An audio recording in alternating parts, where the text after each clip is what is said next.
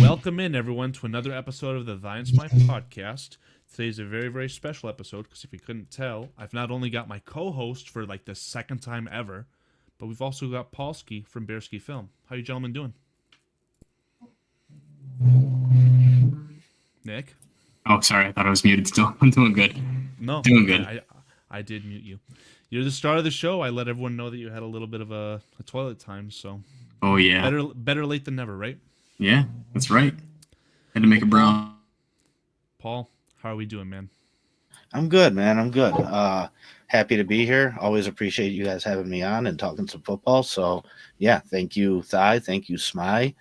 And appreciate being on with you guys tonight.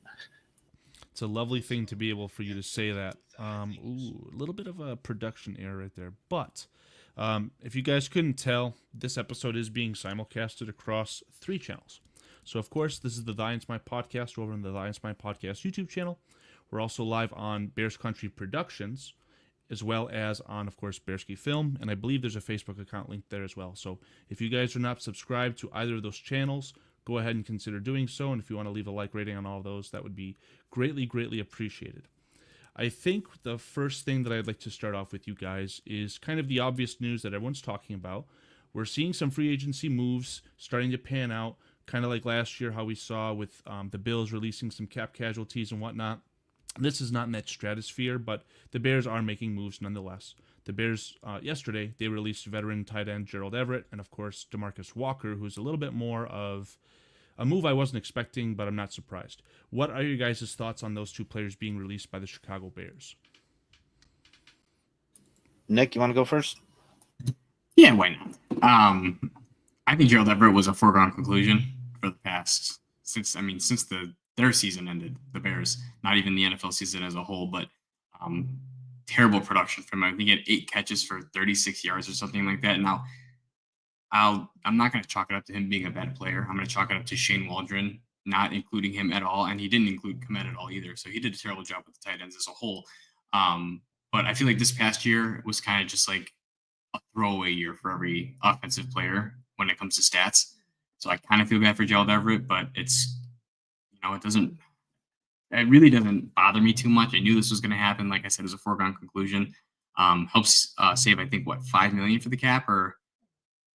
So yeah, I don't remember if it was 5.5 or 6.5. I think what it equates to, the combination of Gerald Everett and DeMarcus Walker has generated roughly $11 million for the Chicago Bears. Right. In addition to the cap actually being increased for the 2025 season as a whole. I think the Bears are sitting pretty around $70-80 million in total in cap space, and I think that puts them either between 4th and 6th best in the entire NFL. So it was a move that helped as far as their cap, in my opinion. 100%. Yeah, the interesting thing with the cap is when we look at this team when Ryan Poles took it over, I think it actually might have been more talented. However, we were in cap hell. And, lately we've had a lot of cap, but where does that really get you? I mean, it's nice and all, but unless you do something productive with that money, it doesn't really make much of a difference. And yeah, to have production from Gerald Everett like that for the price that we paid.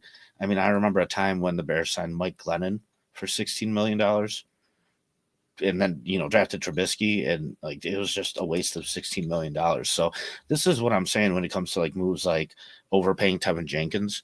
I mean, like, I don't want to overpay too much, but like if it's only a couple million or something, there's many easier ways to waste money that we have been doing than, overpaying a guy that we're at least going to get some kind of production out of. So yeah, it's unfortunate, but once again, it just goes on the side of negative moves by Ryan Poles. So yeah, it sucks. Oh, I honestly think that Gerald Everett in a vacuum was a good signing. I think that having a reliable pass-catching option as a tight end was not a bad idea whatsoever. It was just, in hindsight, it looks terrible because of how Shane Waldron essentially mismanaged the entire offense, right? I saw that Keenan Allen, TJ Moore, and Roman Dunze, none of them were essentially being utilized properly, in my opinion. Then you're not getting the ball to your star tight end, Cole Kmet. Then you add in Gerald Everett. You're essentially forcing targets to him. And I don't know. just as a whole, as I'm explaining it, like it just doesn't sound good. Uh, I'm happy that they made the moves ultimately. I'm just a little bit more skeptical of the DeMarcus Walker release. I do understand. I think he was the one who saved more money, right? So if it was 5.5 for Gerald Everett, it was $1 million more for DeMarcus. It doesn't really matter, but I'm confused by it because I don't know what the replacement's going to be. Obviously, you could just say, oh, they're going to draft an edge, they're going to draft a defensive player in the draft, younger, better, cheaper, whatever. But I don't know, man. I don't know who you're going to get who's better in a vacuum. I'm hoping that they're essentially trying to load up. And that was going to be what I wanted to ask you guys next is, do you think that these moves signify anything other than just wanting to cut bait with old veterans who are, they were brought in with a coaching staff that's no longer here, right? Do you think that it's just kind of the expected move, or do you think that this is kind of signaling to anything any bigger? I guess we could start with Nick.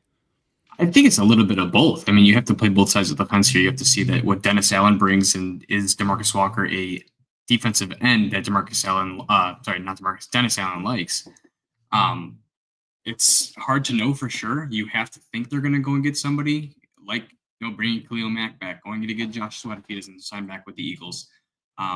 There's a couple other guys out there, but I think it more so just boils down to him not fitting what Dennis Allen looks for in an edge. And he hasn't lived up to the hype that we assumed he was going to live up to, coming off of a 7-sack season in Tennessee from being just a rotational player and on starting, only getting 3.5 sacks per season. I don't think he lived up to what we wanted him to. He didn't live up to the contract, I guess, per se, but he did do his job very well. From what he was asked to do in that defensive midi roughlesses, he wasn't a terrible player by any means. And that's like kind of the exact reasoning for my comments was that, like, I think that DeMarcus Walker was essentially the perfect glue guy. I called him in the group chat that I was texting with Paulie and Dave. I called DeMarcus Walker the best third defensive end on an NFL roster in the entire NFL. He's not necessarily a good starter. He's probably an average starter, but he's the best in the NFL at being the backup edge for either side, in my opinion. But Paul, what do you think about these moves, and if it's going to maybe signify anything bigger? Yeah, I think you were hoping that he was going to take steps forward, and like Nick said, coming off of a 7-sack season, I think you were hoping to kind of get that kind of production from him, and just never lived up to it. So for him to sit there and just play very, very average, you can sit there and get that from a lot of different guys in this league for that amount, and still at least have an opportunity to get more. And I think that's the thing is you could spend that same money on a different guy and still have some opportunity to maybe reach a ceiling that you think you might have.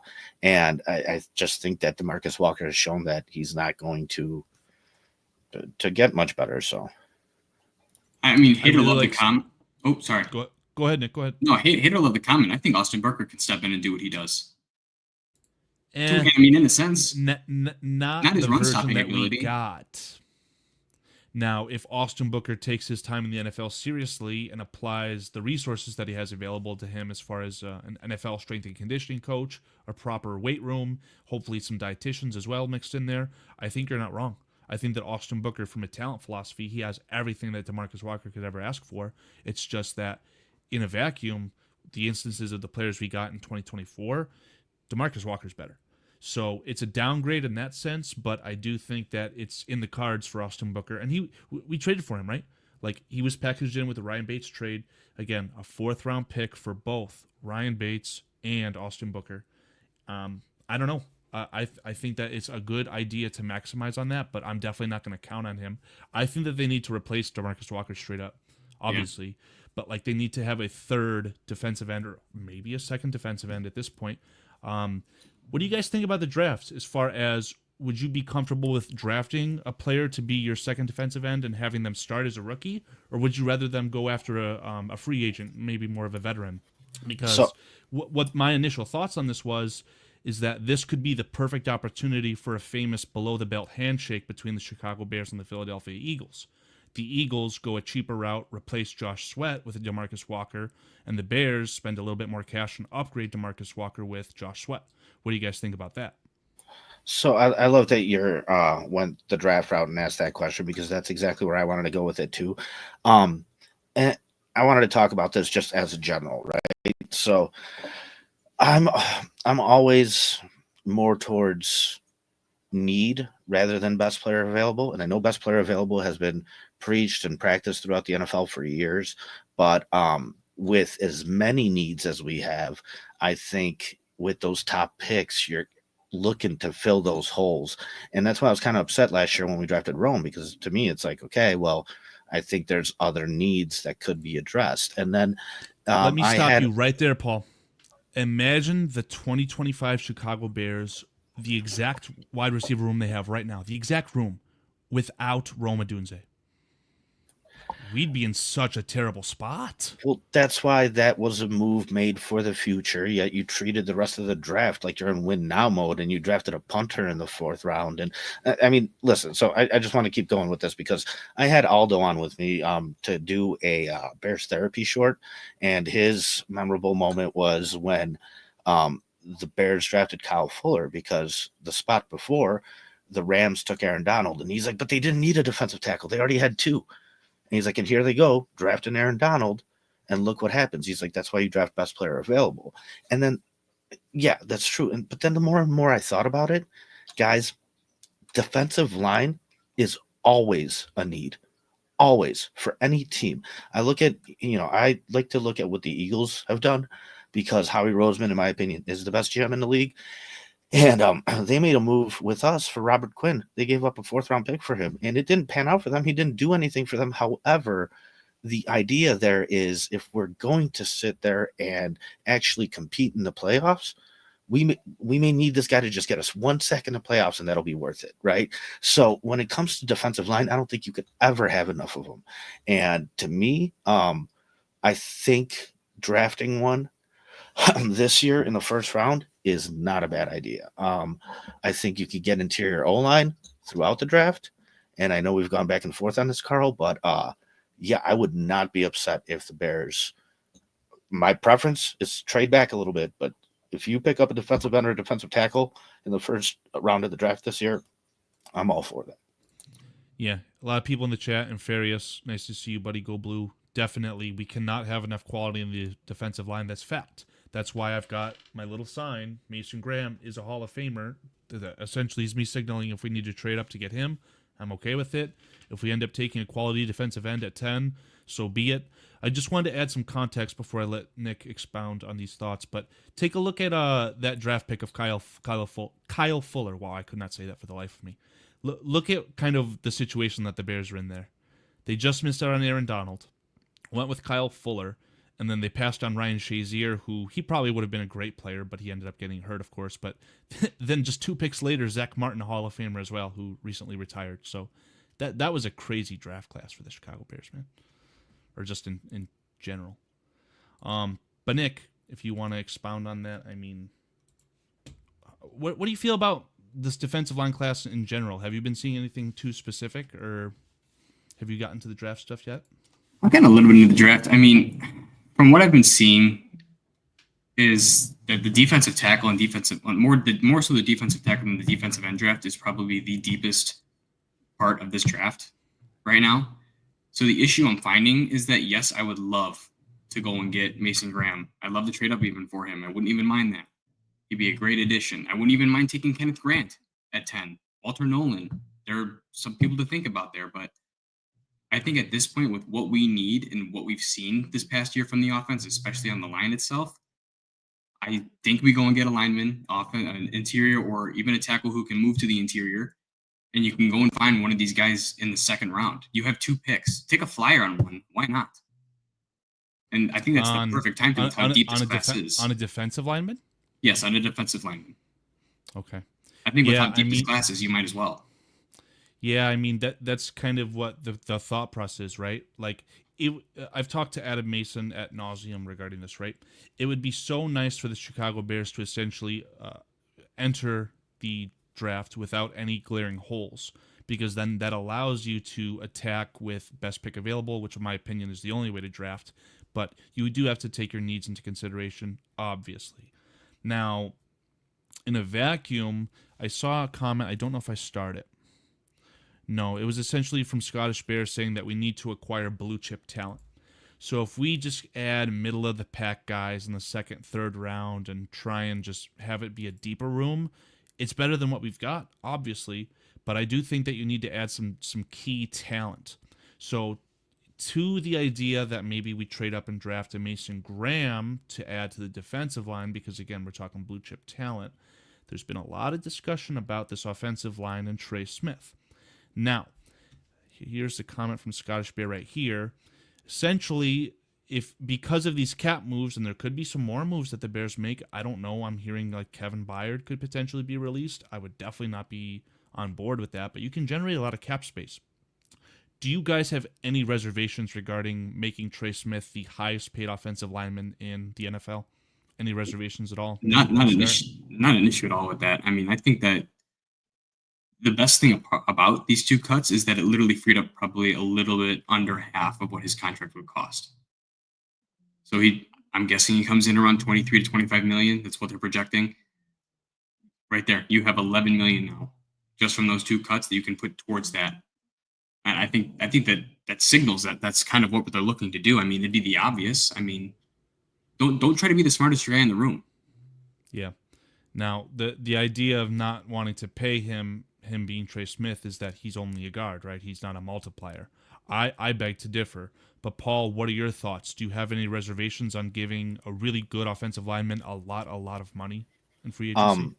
I'd rather do that than draft one at 10.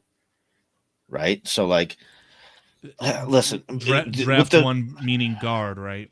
Yes, correct. And so with guards don't get drafted in the top 10. The situation that the Bears are in with the offensive line is it needs aggressive attention for sure. I think you need to go out there. I think you need to sign Trey Smith if you can. We talked about Zeitler, a guy to come in just for a year, a veteran guy to band-aid it even for another year that could just sit there and be a piece on this offensive line. I think you need to do something like that.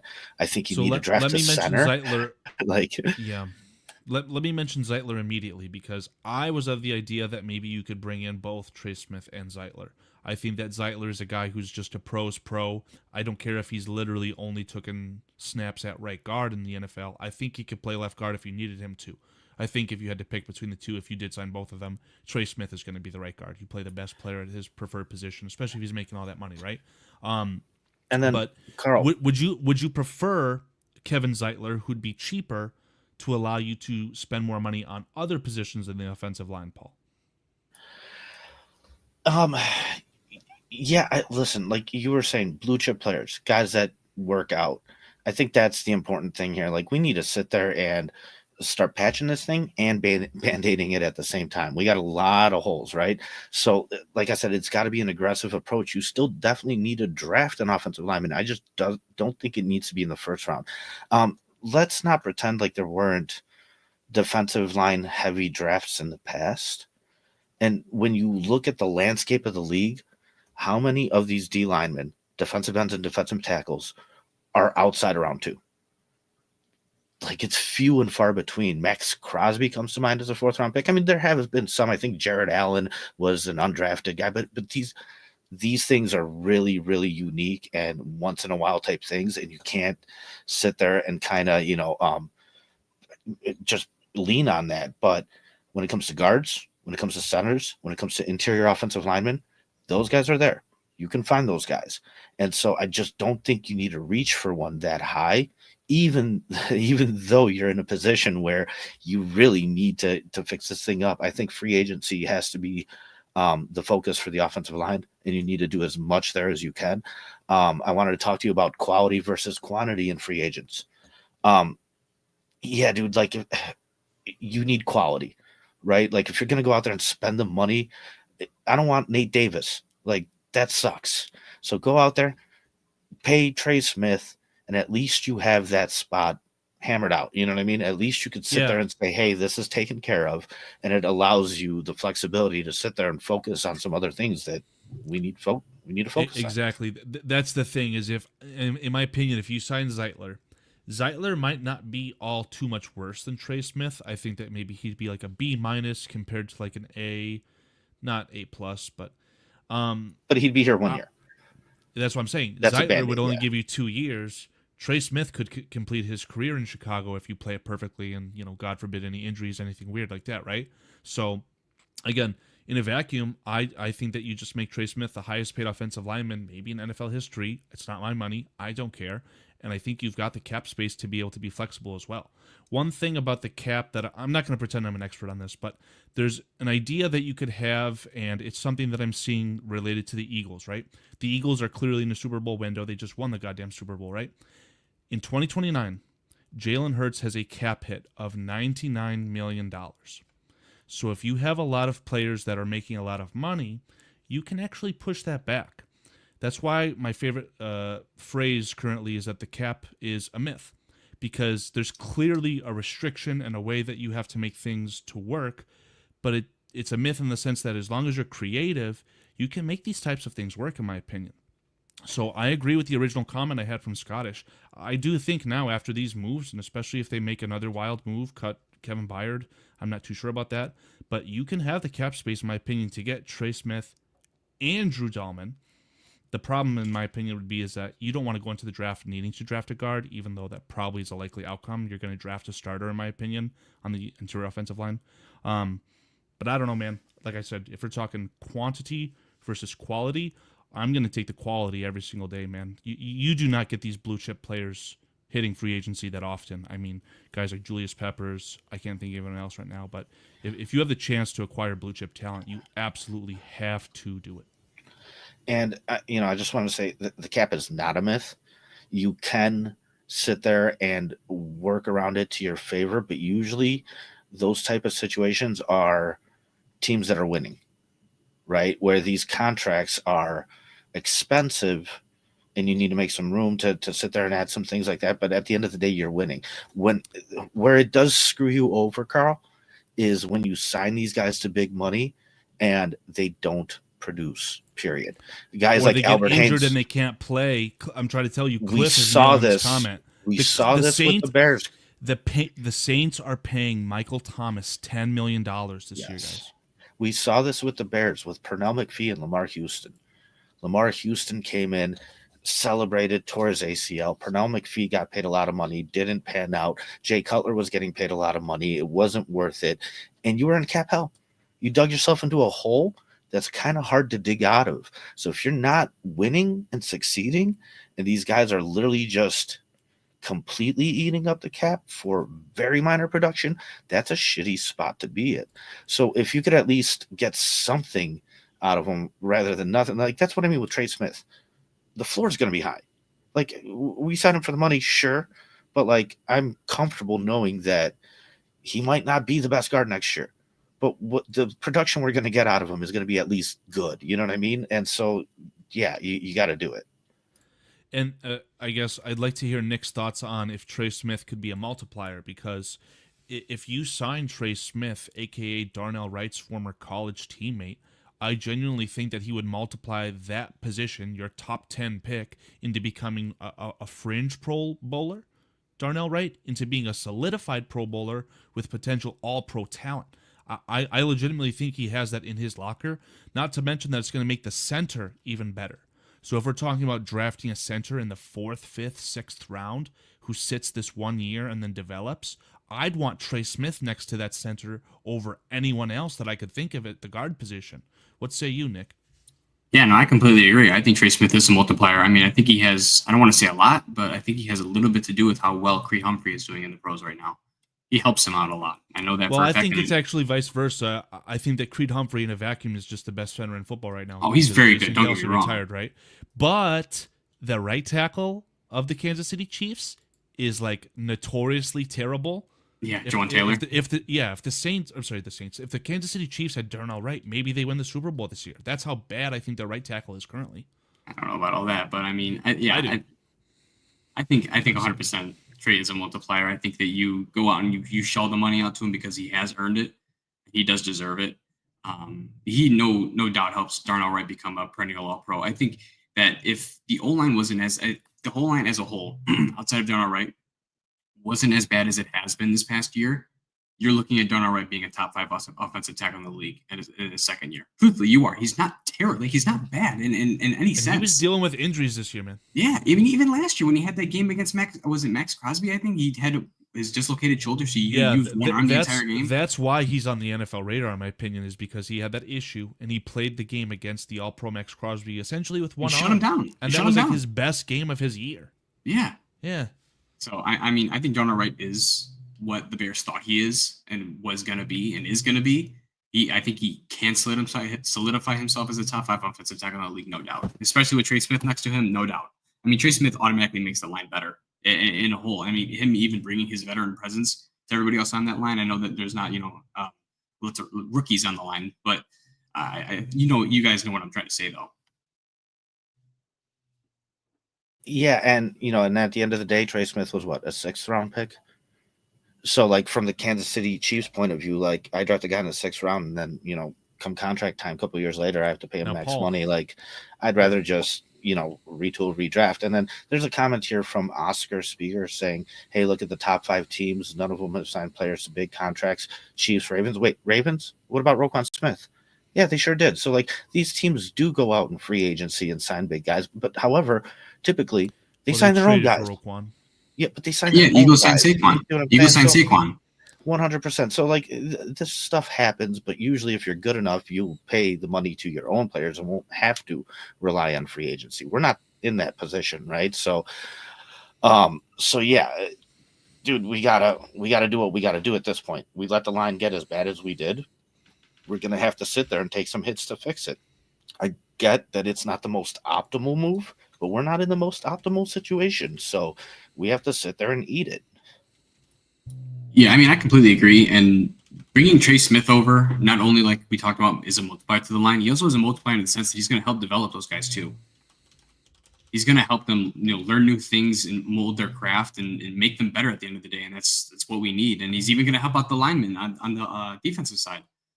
So I don't know. I think he's worth every bit of $23 to $25 million, hands down, no questions asked. I wouldn't care if he's the first person signed as the new league year begins.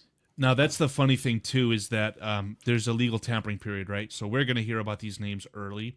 And I do think that Trey Smith is that first big domino, right? He's going to create the domino effect. If Trey Smith is making this much money, Zeitler will make this much money, and so on. And I think it's good that the Bears are starting out with a little bit more cap space by generating these moves, because that's going to allow them to essentially swing for the fences. If you guys are not aware, obviously I've already mentioned this when we started, but we are simulcasting this currently on the Thy&Smi podcast channel, Bears Country Productions, and Bearski Film. Over on the Thy&Smi channel in the chat, we've got a poll. Already 4 votes. Thank you, guys. But I just am asking you guys your thoughts in the chat regarding your free agency approach. Would you want to go quality or quantity? And all 4 votes so far are going over quality. There's so many people in the live chats, by the way. This is fantastic. I saw over on the Facebook side, I think I saw Mr. Windy City Endzone. Yes. How's it going, buddy? It's nice to see the Facebook side alive and well as well. So thank you so much for that. But yes, again, sir. Bearski Film affiliate. Love Windy City Endzone. Love Shane who runs it. Thank you, man. Had to put that in for the legality purposes. Great job. We don't want to get sued over on this channel. But either way, thank you guys so very much. There's so many of you in the chat. I'll never be able to get to all your names. I'll see if I can quite quickly see some participants. Over in the Thy&Smi podcast, obviously, we've got Inferius, Mr. Chad Speaker, Cliff Victoria. There's this old guy named Foster. Paul, I think that's a chatbot. I don't know. Scottish Bear, I don't know who that is either. You guys are fantastic. Thank you guys so much. Over on the Bears Country production side of things as well, last Thursday's show was insane. Adam Mason donated 5 subs. Members still used to the Twitch lingo. But you guys can see your names on the bottom. This isn't even affiliated with the Thy&Smi or Bearski channel, but you guys are amazing for all the members, so thank you guys so very much. And Karl, that's why I thought, we saw this with Gerald Everett, like you said, what was it, 36 yards? We paid him $6 million. And so even if you want to go quantity and sit there and pay these guys low, like if you're going to get that kind of production, it's just such a waste of money. And so, that's why you want to try and listen. If you're going to play the free agency game, you're going to want to try and strike big if you can, because when we signed Julius Peppers, that made a huge difference. I know we traded for Khalil Mack, but I guess that's not a good example. But you can sit there and sign some guys in free agency that could come in and make a big difference on this team. And the Eagles just did it with Saquon, just like you said. So yeah, you got to go that way, because if you go quantity, then you're going to wind up with guys that, fail to produce, just eat up the cap, and then what? Like, you got nothing. So, Well, the argument would be that you essentially patch it for, with 1 and 2 year contracts, like a 2 year contract that has avoidable year, all of these maneuverable things. I don't know. Like I said, I agree with you. At the end of the day, it's Trey Smith, not or bust, but Trey Smith has got to be the very first person that they try and contact. Hopefully, they've already contacted Trey Smith's girlfriend who lives in Chicago. Like, do whatever it takes, man. This might be a and fun question for you guys. and then Carl, Unless you real had, quick though, yeah, real quick, please. yeah. So even with Trey Smith, like you said, 1 or 2 year contracts. Okay, when you sign those guys to that, you're pretty much almost guaranteeing them those contracts. But like, you sign Trey Smith for 4 or 5 years, the guaranteed money you're going to give them is still only going to be like 2.5 years worth. So, come year 3 of that contract, if you're not happy where you're at with him, you can go ahead and make moves to cut him. I mean, the NFL does a great job of making very favorable contracts for the teams to be able to sit there and move on from guys. And so, yeah, I mean, I just think it's much better to go that route and gamble that way. Yeah, let me finalize this thought too, right? We are not paying a big quarterback contract. We've got a rookie quarterback. So if you're going to make these big expensive moves, now is the time. And I guess I didn't finalize the thought regarding the cap space not only increasing for this upcoming year, but I'm hearing that Netflix wants to inject money and obtain the afternoon package from either CBS or Fox. So that means that the cap could increase even more. So if you're giving Trey Smith an average annual value of $25 million, but it's a little bit backloaded, once you have to start paying him, let's say, $30 million, your cap is going to go up. And if it's still a consistent percentage, maybe we go from the highest paid guards like Robert Hunt making $20 million to $25 million being that high. So I don't know. I think that it's just a no-brainer, guys. Nick, if you have any thoughts on that, please feel free. But I'd be curious if you guys want to talk about Khalil Mack. Yeah, I would love to talk about Khalil Mack, honestly. Go for it, man. I think it's tough because does he want to go to a contender and win a ring? That's got to be playing on his mind. Is he willing to take a little bit less money to go play for, the Eagles if they don't get Myles Garrett? Yeah, if they don't get Myles Garrett, I love that you said that. Here, let me add some context to that, okay? We just saved, let's call it $5 million from DeMarcus Walker. Right. Are you comfortable paying Khalil Mack 3 times that much and having him be worth $15 million for the 2025 season? Yeah? Yes. Without a doubt, I'd pay him 20. I mean, I don't know about that. I'm just saying that because I'm a homer for him, but I mean, yeah, I am too. I've got his jersey, man. He's the 5th ranked edge last year. He came out with what, I think 11 sacks or 12 sacks this past year. Yeah, I'm glad you mentioned that because I'm pretty sure he had 6 sacks in one game. So you take that away, those sack numbers that was were last not year, there. wasn't it? Maybe. I thought it was this past year that he had all the sacks in one game. Oops, sorry. Chad, I see your comment. We'll get to this, but let's start with Khalil Mack addressing this edge position, okay? Nick, if you're looking up those stats, Paul, you were shaking your head yes, too. You want Khalil Mack. Yeah, that was last year. I mean, it would be okay, I was worth wrong. it. Thank you. I mean, do I want him? I think you're right. I think he wants to contend. I think he wants to win. I don't think this situation's right for him. However, we need all the help we can get, right? So, would I like him? Sure, I'd like him. And based off the contract, just 1 or 2 years, it's worth it because I know he'd produce. You know what I mean? So, unless he comes here and just gets injured, I know he'd come here and at least, elevate the D line of a decent amount. And it kind of sucks because I think Sweat is supposed to be that guy that does that, and like this last year was a little bit of a backward step for him, I feel, but I'm still confident that Sweat will sit there and produce moving forward. But yeah, like I said, you can't have enough D linemen, man. You really can't. And if you're gonna wind up actually competing, then you definitely want those D linemen to be stacked. And I think Karl, you brought up, I think it was you who brought up a point that like the percentage of plays that the Bears defensive tackle plays compared to other teams. This is like extreme rough analysis, okay? Let's say my sample size on this is 6 games. For the Thursday show on Bears Country Productions, Bears Country Podcast, I would compile the opposing team's roster for that following game. It'd be compiled for a Thursday for the game that'd be playing on a Sunday, okay? So I'd look at the previous game, and let's say again, sample size, 6 games. On average, I'm seeing a defensive tackle play about 45 to 55, maybe 65% of the snaps for an opposing team's defense. I saw multiple times where Gervon Dexter had played 85% of the snaps. You're telling me that you want a big, heavy-set guy playing that much football and expect him to be as sharp as often? I'm going to look into this, I guess, but I would have to feel that Jalen Carter was on the field only maybe 70% of the time max. Well, if Nick's got it, that'd be lovely. And so I mean, especially in a 4-3, like in my opinion, you want 5 defensive tackles. A 4-3 with Eberflus, where the idea was let's only rush 4. And I think that's going to be similar with Dennis Allen. Maybe you'll see some blitzes, but it's going to be bringing 4, hoping to hit home with 4, and maybe some stunts. So now we're talking about having your players do even more, running around in stunts and stuff, instead of just winning from the point of attack. They've got to get deeper at this defensive line room, no doubt.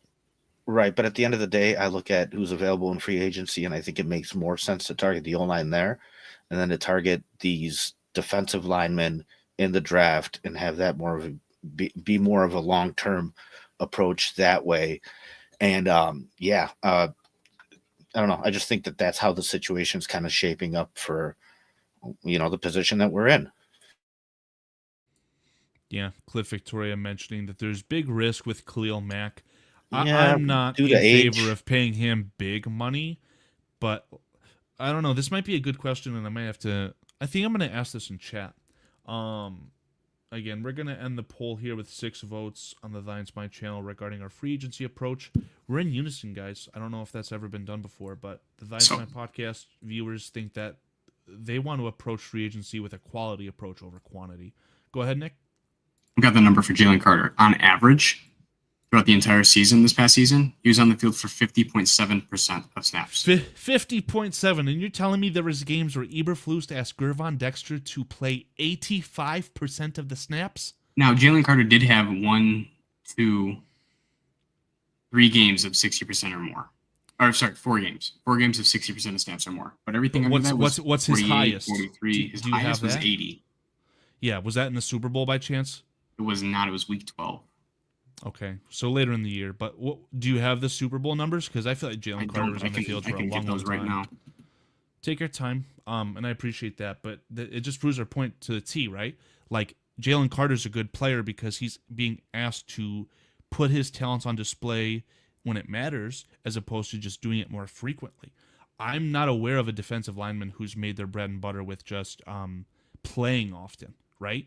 Like, these guys have to have a rotation to keep them fresh, just plain and simple.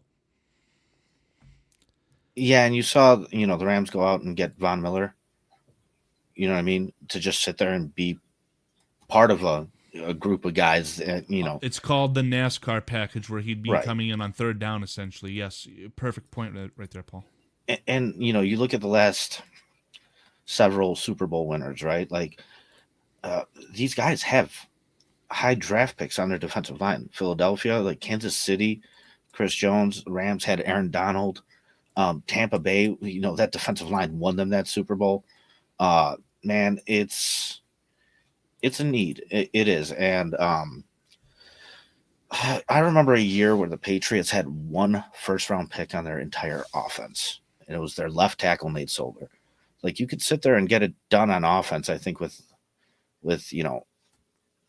less draft value pieces, but defensive line, man, that's tough, dude. These guys are high pick guys, and you look at these guys that produce, a lot of them are really top 10 picks as defensive ends and defensive tackles. And I wanted to share that with you too. Like, when it comes to the draft and the top 10 picks, I think the most important factor is probably the hardest to determine, and that's whether the player is going to work out longevity-wise, right? Like, dude, if you're picking top 10, I want you to be as for sure as possible that this guy's going to work out. So, like, even though I hate the Rome pick, if you're sure that this guy's going to work out, fine, take him.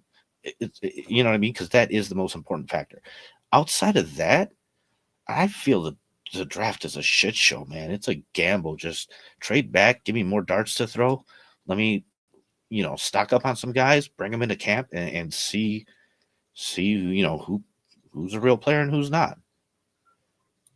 Yeah, I wouldn't mind falling back on the draft and grabbing, another second round pick just to grab another, high profile guy. And wouldn't be opposed to that. I wouldn't be opposed to flying back 4 or 5 spots. Yeah, it's when you make moves like Kevin White, pick 7, I believe. When it doesn't produce at all, that kills you. Like, it literally kills you. You can't sit there and spend top 10 picks on guys who are just going to ultimately fail. You know what I mean? Yeah, so you're totally right. That's my take on it. I just want to toot Paulie's horn real quick. In the trade or in the mock draft that we've done, and I think, Paul, this is still only your mock that you've been a part of. We traded down from 10 to 17 with the Bengals. The Bengals traded up to get Will Johnson. We traded back and got an extra second-round pick. Again, buzz of the draft, picks 20 to 60, same quality of player. So I'm of the camp where if there's not a move where we can make to really acquire a home run blue chip talent, trade up for Mason Graham. I don't know if I'd want to take Will Johnson at 10. It'd be a terrible idea, and you guys would hate that. The one thing I will say, and maybe I'd like to get your opinions on this. Nick, if you got a point, go ahead. Go ahead. I'm going to throw this out there. Let's go for it. Let's say Will Johnson falls to pick 10. Okay? Hold on. I know you're shaking your head there, Paul. The Browns call you, and they say, hey, we'll take your second-round pick and Jalen Johnson for Myles Garrett. You just took Will Johnson, number 10. Wow, that's a fucking question and a half. I think we got to get the live audience's opinion on that. Hold on, let me create this poll and let's get the actual. Now, take into account, yes, you're giving away a second-round pick. You also have to work with Myles Garrett and restructure his contract because he wants to get paid more. Jalen Johnson and pick what? 39 or 41? Does it matter? 41. Because you're getting the blue chip and Jalen Johnson, probably one of the top 3 or 4 corners in the league. So pair with Denzel Ward and Greg Newsome. We would trade away Jalen Johnson and pick 41 for Myles Garrett. And at pick 10, we select Will Johnson. Yep. This is why it does not make sense to build from outside in on a defense. It does not make sense to sit there and get your secondary all straightened out before you have your defensive line straightened out. Because I go back to the Bears when they had Nate Vasher in 2006. Mm-hmm. He had 8 interceptions. You know why? Right place, right time. Dude, those quarterbacks were getting killed. The ball's coming out sloppy. Like, most corners can sit there and make a play on a ball when it's coming out sloppy. So it's that pressure that really creates opportunities for these guys, not the other way around. So, although Jalen Johnson's done a great job and whatnot, he's not as much of a difference maker as a defensive end. Oh, I agree 100%. But my thought process there is if you do build that way with Will Johnson, you're bringing in a blue chip guy, Myles Garrett, who is going to disrupt the passer. He's a 14-sack guy no matter what, especially opposite of Montez Sweat. Nick, I think Myles Garrett's going to cost you more. Oh, he 100% is. That's why this is like a very interesting proposal, because this might actually be a really cheap acquire for Myles Garrett. Now, what I want to ask Nick is, in this scenario, how many years do you think we'd get out of Myles Garrett? Like peak Myles Garrett. So right now he has 2 more years left on his current contract. Right. I'm assuming you're going to get 2 to 3 more years. He's 28 years old. He's a year old. 29. He's a year older than 29, and my gut tells me he turns 30 during the season, but I don't know. He does. So he's a year, or let's say a year and a half older than when we got Mack.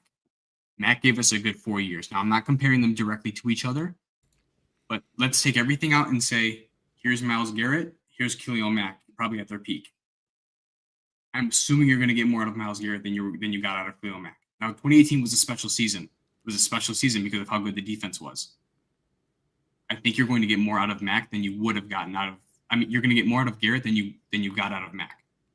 Just strictly from a pass rush, because you're not going to be dropping into coverage like Fangio did. Yeah, a lot of his Right, pass rushing stuff I taken away from understand him that. being in that 4-3. I'd love to push back on that though, because we all saw the highlight of Khalil Mack intercepting Kirk Cousins, getting that pick. But primarily it was a 3-4, but there were four down linemen a lot, with Khalil Mack next to Akeem Hicks, Eddie Goldman, and then whoever else on the edge. Probably a little bit of our former first-round pick. I can't think of his name. He bounced around. He's on the 49. Yeah, thank you. But I don't know, man. I don't think that you're going to get more than 2018 Khalil Mack from Myles Garrett. I think Myles Garrett steps in and gives you 15 or 16 sacks. I don't know about that, man. He's shown that he can do that with no other help on the line. Essentially, he's done that. No, I understand I've seen videos of this guy literally just fucking around and he gets to the quarterback. But what's the chip on Myles Garrett's shoulder after he gets all that money? Because the Bears would have to pay him, man. Yeah, that would be. He'd have to sign off on that. He said he wants to sign with a contender. He said he's only going to a contender. Now, does he view the Bears as a contender? That's a big if. That's synonymous with how Myles Garrett views Caleb Williams. Let's just be honest. And then you said Jalen Johnson's a top corner in this league. Yes, but however, I've seen him drop. No. I've seen him drop plenty of picks. I've seen him go, I believe, 3 straight years without a pick. Yeah. Right? So, when it even came time to pay him, I said, I'm not paying him. Well, because we had no nickel. So why would you throw at him when you could sit there and just abuse other parts of the secondary that are weak, right? So it's not. It wasn't always so much that he's so good. Here. He's Darrelle Revis and this and that. Listen, he's a good player. I don't want to knock on him, but I just think when it comes to game changers, right? I don't see Jalen Johnson being much of a game changer, whereas Myles Garrett will. And the difference is a batted pass just ruins one play. But if you get a sack, that ruins a drive, right? Yeah. So it's a drive. Those are big, man. Those are way more impactful. So when we're talking about Will Johnson, by the way, my stock in Will Johnson as a Michigan fan is going down. The more film I watch, I'm realizing that Will Johnson was surrounded by elite talent, and Will Johnson is going to be nicknamed the Gambler. He has a lot of pick sixes, a lot of plays too, where he tried to get a pick six and simply missed. So you're going to have a little bit more risk reward with him, and that is a bit scary to me. I love Will Johnson. He's a fucking national champion, but I don't know if I want to take him at 10, if I'm being quite honest with you guys. Now, I want to show you something very quickly regarding Jalen Johnson, because Paulie's very disrespectful, if you guys didn't know that, right? Yeah, I was going to say, Oscar's saying, the comment with Oscar, he said, your guys' live stream is losing credibility. Yeah. He's right there, If this is what's losing us credibility, then fuck, man, all the other shit I've said. Yeah, Oscar, wait until we start talking about Steve Smith Sr. later, man. So just don't you worry. We'll get that credibility lost. No. So here, Kyle, Karl, before you get into this, the one thing I have to say with Paul is I can agree with some aspects on you about Jalen Johnson. The one issue I find is that Jalen Johnson hasn't put enough tape out there because he hasn't been allowed to shadow the number 1 wide receiver. In past defenses, he wasn't allowed to. He was stuck to a specific side. Yeah, exactly. So he was almost. That's gonna change. Hovering with one arm behind his back. Yeah, that's gonna change with Dennis Allen. So just peep the snaps. As far as I think this is passer rating allowed, right? This is what the PR is. The only 2 players since 2006 who have had a better passer rating allowed outside of Jalen Johnson are Darrelle Revis, ironically, who you compared him to, which is really close, and AJ Bowie, who this is the anomaly in my opinion. But look at the names that he's surrounded with. Charles Woodson, Richard Sherman, Champ Bailey, Asante Samuel. These are the guys that are synonymous with Jalen Johnson. But Jalen Johnson could be as good as it gets. You're turning this on me because the question is Jalen and a 2nd-round pick for Myles Garrett. To me, that's a no-brainer. You see what I'm saying? Because to pull the trigger on that? Yeah, for sure. Because I don't think it's a no-brainer, but I can see both sides. But man, he's not. Yeah, he's not. I think don't know. Myles Garrett coming in makes the secondary 5 times better, 10 times better. Correct. You're making those guys become the guys who are going to be going at every ball and they're going to try to get everything. Because they know Myles Garrett's exactly what the truth is. Myles Garrett and Montez Sweat, who'd be reinvigorated, healthy, and wanting to win football games. He'd be a 10 to 12 sack guy. They both would be 12 to 15, probably. You're not wrong. I would pencil Myles Garrett for 15. I would have no issue with that. But But at the end of the day, Oscar's got a great point. They're not investing $60 million at the. You know what? We're just not in. Listen, this team is not winning the Super Bowl next year. We're not competing at a high level next year. It takes steps to get there. I mean, it'd be It's great. possible though. Paul, you said we're not winning the Super Bowl next year. Where's the proof in that? Hold on. You just saw the Commanders do that with a bunch of one-year deals. You just saw what good coaching can do. Anything is possible in this league. It's any given Sunday. Which one? The Redskins? It is any given Sunday, but listen, I would say it takes three things for any team to win a Super Bowl. One is talent, right? You need the talent on the team. Two is health. You need to stay healthy, somewhat healthy throughout the season. And three is luck. Every team needs to get a little bit lucky. Yeah. Oh yeah. We'd be leaning more on the luck part. Oh yeah. Now you see what I'm saying? So like, is it impossible? No, it's not impossible. But like when it comes to likeliness, I just think that this team has a lot of other issues than to go out there and make a splash trade for Myles Garrett or Micah Parsons or this. Yeah. No, man, we still need to build, man. We still got to build. We're 5 positions away from going out and getting Micah. Exactly. As much as I love Micah Parsons, we're 5 positions away. So if it's Jalen Johnson in a second, like yeah, okay. But like it's not going to be that easy. Past the Redskins, and we're just going to talk about that. Okay. I was just going to say, I mean, me and Paul and David kind of an anomaly, over on dude. and Holden, yeah, exactly. I mean, we talked on the NFL Ski Show each Tuesday on the Bear Ski Film Channel with David. We mentioned how the NFL talk about losing credibility. Richie Incognito's an innocent man. He did not bully Richie Incognito. And that was a fabricated story by the NFL and the corrupt media, including ESPN, which is ran by evil Disney. So if we're talking about corruption, that, in my opinion, directly applies to the Redskins. I hate to break it to you. I've already seen people placing bets on a Jaden Daniels Hall of Famer, Jaden Daniels MVP next year. I doubt that's going to happen. They're going to come crashing back to earth, in my opinion. Well, I think a lot of it has to do with defenses and coaches figuring out what Cliff Kingsbury does when he dials up plays. It's a lot of one read plays. They really are. It's just that one read is always open. Whether it's a one read play or not, it's Jaden Daniels deciding if his first read isn't there.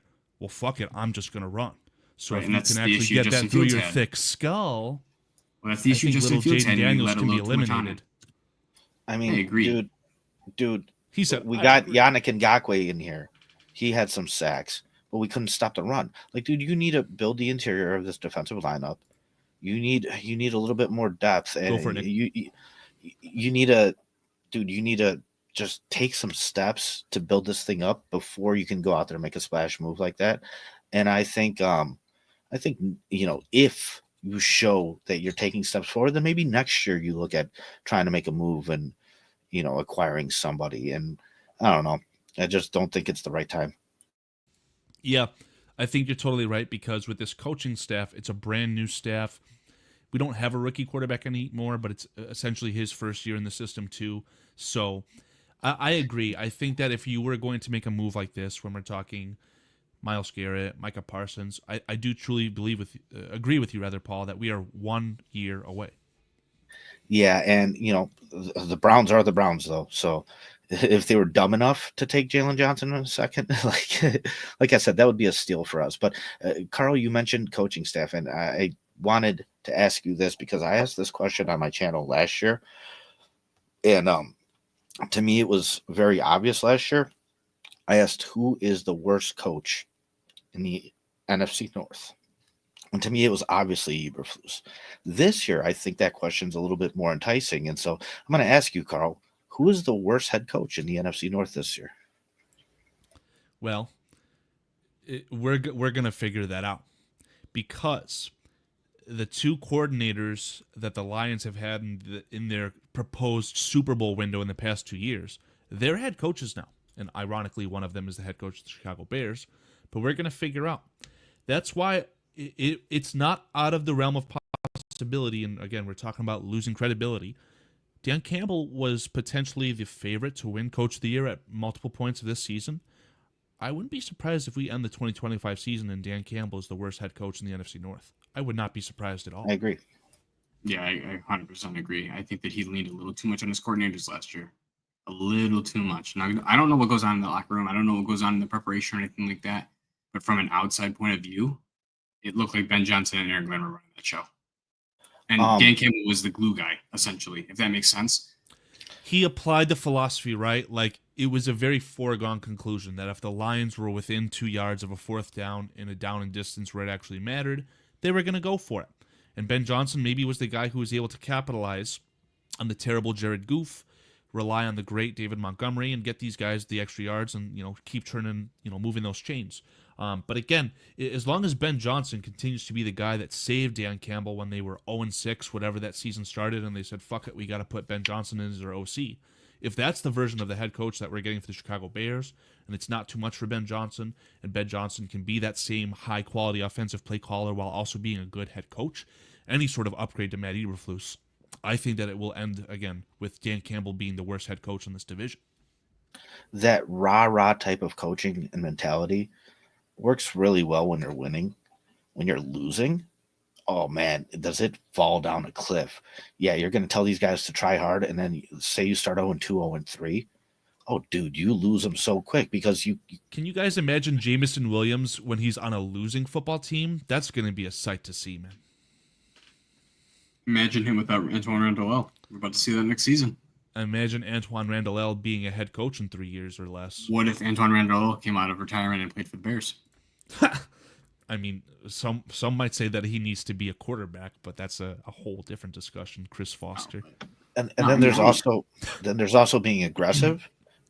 There's being stubborn and stupid too. Like that game where the Lions had Bill Belichick. at the end of the game they went on it on fourth down for like 3 times. Yeah. It was like a couple flags or something. Like, dude, you failed twice. Like, just go into overtime. Just kick the damn thing and go into overtime. But nope. We're just gonna keep trying.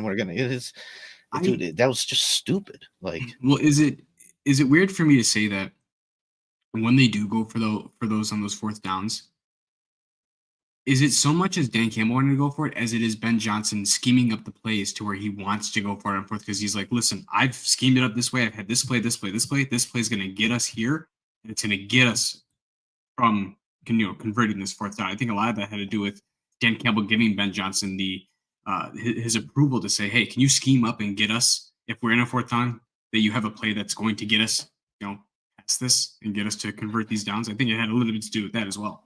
I mean, the game I'm referencing Absolutely. to really had no impact on the season, whether they won or lost. So, like, they were already in a good position where they could was it the 49ers? loss. And then also, I get that your window of opportunity is open, so you want to sit there and just you want to let these guys know that, like, hey, we're going to do whatever it takes to sit there and try and win the game no matter what. But like statistically, it kind of becomes a bonehead move. But Karl, I think you're right. I think Dan Campbell gave the green light with the philosophy of this is what we're going to do. And I think Ben Johnson just schemed up plays according to that philosophy. Yeah, we had this chicken or the egg conversation regarding that great play call in the Super Bowl where they called the kill shot to Devontae Smith, and that was literally, if the game wasn't over before then, it absolutely ended right there. And Paul, thank you for sharing the clip on Twitter with me because we found out that it was actually Nick Sirianni who said, let's call this play. Now, I think that's exactly what we're seeing with Dan Campbell. He's not a mastermind. He's just a guy who's calling the shots and he's doing well. But are the Detroit Lions going to be able to replace Ben Johnson and his greatness as far as an offensive play caller? I doubt that. And again, you mentioned this perfectly. It's all going to come crumbling down if it doesn't work out for them at the coordinator positions. And Karl, if Illinois Jones wants to have nut talk, we could talk about Steve Smith. So you had to go there. I don't know. I'm teetering on the fence about talking about Steve Smith, bro. You can't. I don't know. You just. Nick, have you seen anything regarding the Steve Smith stuff? Yeah, it's been all over my timeline on Twitter. It's nuts. Like, the messages, I don't think it's appropriate to share. I'm thinking some members-only content. But I think it is too. I mean, that's a. I mean, I don't even understand the full story. I showed Paul the picture of Steve Smith Sr. I would love to know your exact reaction when you saw that, because I set you up perfectly. You said, are you going to be ready for the show? And I said, yep, I just stepped out of the shower. And then I hit him with that Steve Smith pick, and he said, OMG LMFAO. You know what the worst part about it, Karl, is? My daughter's really like in the unicorn phase right now. Oh, no. And I was just like, oh man, come on, what are you doing here? I'm gonna leave it at that. All I'll add to it is that it was a juicy story. The husband who's gonna get divorced, he got his hands on the wife's Facebook account, posted some insane stuff as far as saying that the woman was a former domestic assault person. Like, this is a crazy story, and it is really sad regarding Steve Smith, right? Because if he truly did cheat with that woman, I'm pretty sure he has been married for a long time. I have mentioned before that, in my opinion, Steve Smith is my favorite wide receiver in the NFL ever. I don't know if he's the best. He's definitely up there. But this is where that phrase, don't meet your heroes, that's where this comes in, man. Like, this is some slimeball stuff all the way around. And I love guys like Illinois Jones. I'm better at football. I know football more than you. Let's go. Dude, you're listening to us. Like, what do you want me to tell you, man? At the end of the day, go do it, man. Go talk fucking football. I don't care. Like, dude, I'm a fan of my opinions. I'll spend my time fucking enjoying myself talking about them, and then that's that. And so, yeah, cool. Good for you. Yeah, that's the fact of the matter. I mean, all of this, it's not a science. When I have these conversations with Adam Mason, who puts a lot more research into these things, he said it perfectly. You know, before we had the conversation, he said, Adam Mason's not right, Karl's not right, nobody's right. There's no real defined, set in stone way to go about this, right? We're just talking about philosophy, what could happen. That's why we ask these questions, you know. Reference. Would you trade these picks for these players? These conversations happen in the background, whether you like it or not. They're stupid. I would love to talk to a former general manager and just get nuggets on like the most stupid thing. Like, imagine talking to Ryan Pace about the proposed Russell Wilson move. Because I'm pretty sure that involved Roquan Smith. The other, I can't remember his name, Nick. You told me about him, our former edge rusher. Oh, Khalil Mack was involved in the trade. No. Maybe. I thought it was Roquan Smith, Leonard Floyd, and then several first and second round picks. I'll give you the exact. Dude, I'll tell you this. The Chiefs wanted to trade with the Broncos to draft Paxton Lynch. They really like Paxton Lynch. Yeah, that right. trade And got they ended up denied. not being able to get him. Do you know the rabbit trade got hole? denied Because that goes down. They wound up getting Chris Jones. Next year, they wind up getting Patrick Mahomes. Yeah, it's a weird rabbit hole. 49ers drafted Trey Lance. Like, listen, that's why this whole thing's a shit show, man. Because even the GMs that do this for a job, like, you don't know. You know what I mean? You can only do your best and then try and find out afterwards. And that's why I said I look at teams like the Eagles and Howie Roseman and what he does, because over the span of time, he's been able to build multiple different teams that have sat there and had a shot to win the Super Bowl. So to me, that's as successful as anybody else has done. So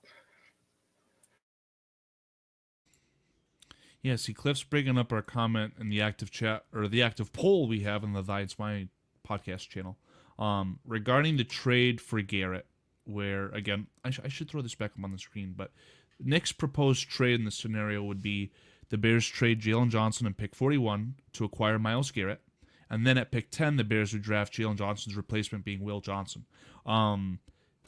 If that second got away, could have been Zabel. Do we genuinely think that Gray Zabel is a second-round pick, guys? I don't know. Yeah, Nick's shaking his head. Yes. Oh my God, man! I don't know about that. I think yes, because of his versatility at all 5 positions. Well, hold on. Every single position He's not going to play tackle in the NFL unless there's a crazy injury. He's going to play guard. Well, no, I think he's going to play center. Really? But even if he's the best center in the draft class, that doesn't mean that Creed Humphrey's in this draft class. No. I think that Gray Zabel is like I don't want to say a fringe Pro Bowler. I think that he could be a starter for the Bears, but I would love to see Gray Zabel drafted maybe in the 4th round and just sit the whole year, learn, develop, because we don't want to be throwing out a rookie center, man. The issue I have with that is that a team that has seen his Senior Bowl tape and has seen his season tape is going to say, fuck it, let's take a flyer on this guy in the 2nd round. What's the worst that can I happen? can't think of a team that's going to be desperate enough to draft that player as a center. There's a lot of 180 teams. Can I address Crimson's comment real quick? He says, you do realize we have Coleman Shelton at center, right? I'm not sure if you mean that anything is an upgrade to Coleman Shelton or if you think that Coleman Shelton is under contract. Coleman Shelton is not under contract. Whenever I talk about Trey Smith, I talk about packaging Coleman Shelton for continuity's sake and for economic standpoint. He'd be not too expensive. I think, Paul, you have that that slide that you were so gracious to share with us. Yeah, do you have it? Yeah, I got it right here. So if we slide over to our centers here, again, courtesy of courtesy of Bearski Film. Brain went out on me there. Yeah, definitely. I'm fucking with you. But if we're talking about making Trey Smith, yeah, absolutely. I mean, we're talking about making Trey Smith the highest paid offensive lineman in NFL history, potentially. Coleman Shelton's not anywhere near that, right? Over the cap. This is from Over the Cap, correct, Paul? Or is this Spotrac? Spotrac, yep. Okay, so their market value at him is roughly $6 million, right? So for continuity's sake, economic standpoint, I would love to bring him back. Again, Paul graciously enough to throw together some other options. Ryan Kelly would be a bit more expensive at about $10 million a year. Drew Dahlman, the guy who everyone's talking about, that's 6.8. Again, this is courtesy of Spotrac. Yes. Paul, that's got to be wrong. We're going to have to do some investigative work there. I'm willing to Let bet him my know. bottom dollar that Dahlman's going to end up getting roughly $12 to $15 million per year. Yeah, I'm thinking he's around the $10 million range. Yeah, I mean, I agree with you guys, but like I said, I just pulled those numbers from that website, so This guy, the nod, it's not on me. Else, man. Even though my logo's on it. No, that's my logo. See, it the is. Thy&Smi, that's our logo at the top right there. So here, we could crop that out. Don't worry about that. No, for sure. You know, my thing is though, whatever we do at center, I don't want it to be another Band-Aid. I mean, to me, that's such a critical part when it comes to any quarterback, especially a rookie growing in this league. I mean, we saw Jeff Saturday switch teams at the Pro Bowl to just give one last snap to Peyton Manning because they sat there and had such a good career together. And I think the continuity between center and quarterback is one of the most important things on any of offensive line. And so, yeah, I just want a guy to be here for at least 3-4 years, man, at least throughout the rest of Caleb's rookie contract. So if Dahlman is, you know, willing to sign for 3 years, 4 years, I think that's more important than anything else. And, you know, we talk about, oh, would you be willing to pay Trey Smith? Would you be willing to do this? Like, we have the cap space. Why not? Why the fuck not? Exactly. What, you want to just keep the cap space going again? Like, you have one of the highest caps next year. Like, what does that get you at the end of the day? Go out there, spend this money, get some of these guys, but spend it in a way that actually will help and impact, right? So, yeah. I mean, if you're not spending the money, you're literally going into the next season with one hand tied behind your back, not knowing what could have been. yeah, like we have been. Yeah. Cap's gone up, rookie quarterback. I think that the choice is clear. Speaking of clear choices, Chad Spieger, my God, man, gifting a membership to the Bears Country Productions channel. You are fantastic, Chad. Thank you so very much. You've been a member for BCP for a while now. So, again, if we don't address you guys in chat as often as we'd like, we apologize. You guys are just killing it tonight, right? I see roughly 50 people in the chats across all channels. Again, good time to mention, we're simulcasting on the Thy&Smi, Bears Country Productions, and Bearski Film channels. You guys are fantastic. Thank you so very, very much. I don't know, guys. Yeah, and I just want to share my love for Bears Country Podcast. Our first live show we ever did was on BCP, so they gave us the opportunity to come on and, you know, get our feet wet a little bit. And Shorty and Foster and PJ, all those guys have always been great. And Thy, you're the producer there, and obviously I like you well enough to sit there and talk to you for a couple hours as well. So yeah, no, just a great group of guys, a good panel, and good content every week, and can't say enough good things about them. So thank you guys. Yeah, I mean, 100%. 100%. I mean, little backstory, okay? Longtime viewer of the chat who was affiliated with the Bears Country Productions before I had anything or ever had anything to do with them, right? I'm having trouble right now. So Brennan Roseman, yeah, for real. Vernon Roseman reached out, said, "Oh my God, this content's fantastic." He called Shorty to tell him that. That's the type of community we're talking about here at Bears Country Productions. It's fantastic stuff. So my point here is that if we don't address you in the chat, we don't say your name, we don't put your comment on the screen, just know that we value the ever-living hell out of the time that you guys spend with us, because it's getting to the point where I'm calling you guys family. Like, you guys spend so much time, each and every one of you names, even Illinois Jones giving us the ringer. Who's the guy who said we're losing credibility? I've seen your name before as well. Oscar. You guys are fantastic, man. You spend so much time with us. I cannot say thank you enough. It's very humbling. So thank you. Maybe like a second cousin or something.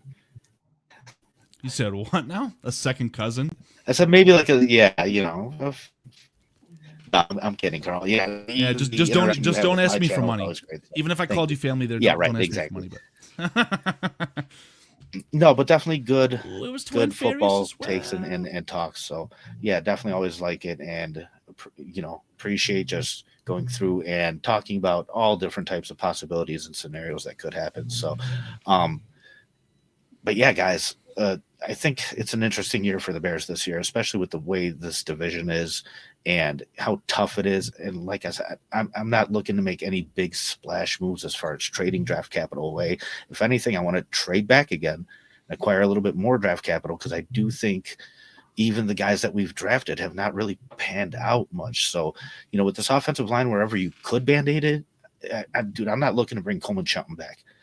But but you said you wouldn't want to start a rookie center. Why not?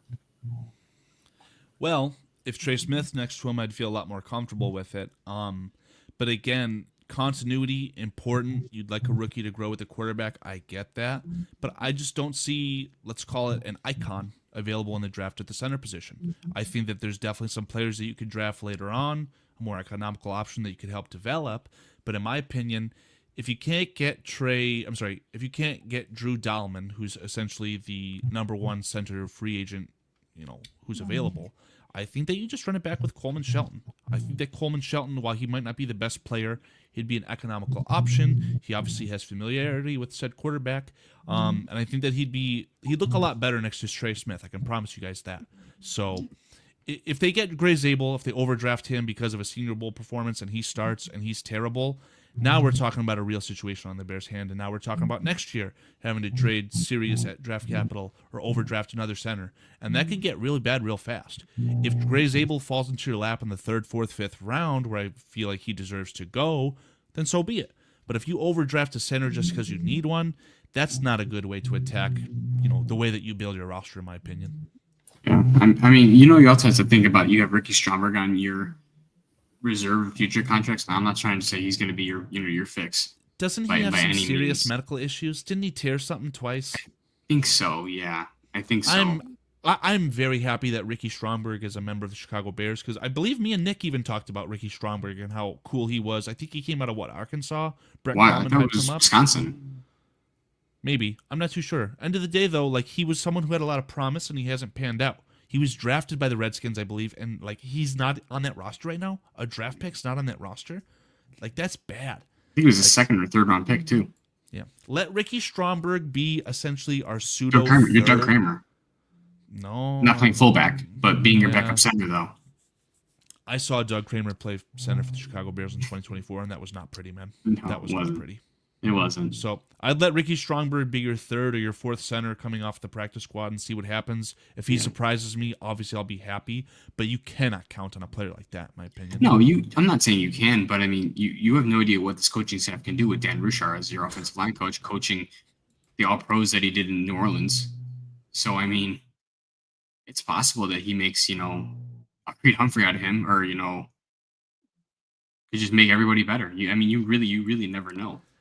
Actually, that's a funny point that you mentioned that, because I've noticed a trend with Dan Ruchar being the fact that they've spent some serious capital on that position. Now, I've already explained I don't think they should draft it. I'd rather they sign it via free agency. But is there any name that comes to your mind, Nick or Paul, if you have a name? Would you want the Bears to trade for a center? I really can't even think of a center that comes to mind that would be. What about the guy available. that Dan Ruchar helped to draft? I can't think of his name. It's not Cesar Ruiz, but it's the other guy on the Saints. Jesus. The name's escaping me. I know who you're talking about, though. Ryan Ramchick? No, No, Ryan he was Ramchek's drafted high, tackle. though, wasn't he, Karl? He was drafted pretty high. Top. Is he a guard or a center? He's a center. I can't think of his name. Eric McCoy. There you go. I mean, I don't even know how much it would cost to get him. A third? That's not what I was thinking of, but fuck, I don't know. For the sake of argument, let's say instead of drafting Gray Zabel at 41, would you feel comfortable getting a veteran who's going to cost more money and maybe doesn't have as high of a ceiling as a Gray Zabel in theory? Give up pick 41 for a starting center. Just in a How old is he? Don't matter. I Karl, think you say it's 27. Like, you're going to get some years out of him. That's not the problem. Just from a philosophy standpoint, would you give up serious No. draft capital for a center? No, because I Karl- wouldn't draft a center in the second round. Unless he's What a round- This is the difference-making best guy. thing that Illinois Jones has said tonight. God bless you, Illinois Jones. I'm What I'm round just was playing Dahlman devil's drafted advocate in? here. what round was Dahlman drafted in? I don't know. I think he was a Figure that out 4th round right now. pick. 4th round pick. But I'm pretty sure the rest of the people on the rest of the offensive linemen on the Falcons are 1st round picks, including Chris Lindstrom, who's very, very good.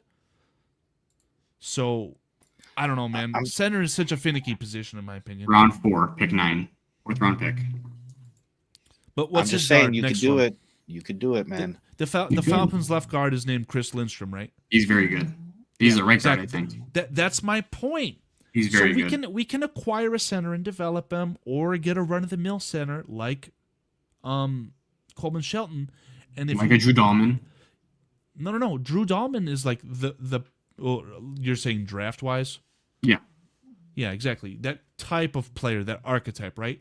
If Trey Smith is next to him, that's going to help expedite their development and hopefully make them a better player.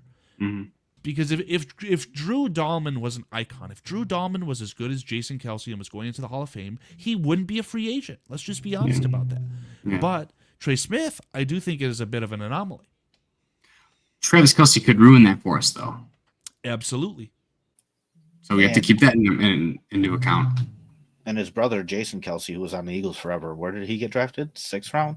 I'm 6th telling round, you, yeah. man, you can find these centers throughout the draft, and you never know. I mean, when you're picking a guy in the 6th round, you never know. But these interior linemen will hit more often than a lot of other positions in the later rounds. And dude, if you go out and get Smith and have him at guard, you feel a lot better about getting a young center in there. And like I said, next year, I don't believe we're ultimately competing. So you have a year to sit there and get some stuff down, get experience, and try and sit there and grow this thing to where you could find a center that's going to be here long term. Because, I mean, like I said, at the end of the day, that's what I want. And if Dahlman was that, you're right. The Atlanta would keep him, right? So he's average again, and we talked about quality over quantity. Is he really truly a quality guy? So I don't know. I think you might be better off just trying to find an answer in the draft. And dude, if you have Trey Smith and you go out there and get Zeitler, and now you have 2 guards that are pretty decent, I think you could get away with having a rookie center. I have to say, I think that was one of the main, if not the main issue for Coleman Shelton last year, aside from coaching, is that because the 2 guys next to him didn't know what they were doing, he didn't know what he was doing. Yeah, there's all those low lights, but you fail to recognize that against the Tennessee Titans, Coleman Shelton got shoved back because he got tripped. I mean, we're talking about a revolving door at right guard. We all know how I feel about Tevin Jenkins, who, again, trying to earn a contract for his wife, his new child. He didn't put up the way that I'd want him to. So I think if you get good guard play to surround Coleman Shelton, he'd be just fine. Yeah, I I mean, I agree. I don't think he's as bad as people are making him out to be. Definitely not as bad, but I mean, there is a reason that the Rams let him go. He was like the 32nd or 34th ranked center when they let him go at the time. Yeah, I mean, I according think to what I've seen PFF you're claim looking that to he was develop. like the 16th best center. I think you're looking to develop those guys more than anything else. Yeah. Yeah, and you probably need the time to allow them to do that, and I think that an economical option with Coleman Shelton, while not directly sacrificing, your offensive line quality this year, you're not having a terrible player. I think that he'd be the perfect bridge, essentially. I saw Cliff Victoria ask this earlier. Do we want to try our hand at a mock draft? Is it worth it, Nick? Yeah, fuck it. Why not? I love that I'm down logic. with some Now, trades. I don't know if I can figure this out. Do we want to try? We'd only be having second round picks at that point. Let's just do a regular old mock draft so I can release something on let's do Monday. it. Yeah, let's just try this and see how it goes. And So if you guys Crimson don't know- asked, you think Braxton is good too, right?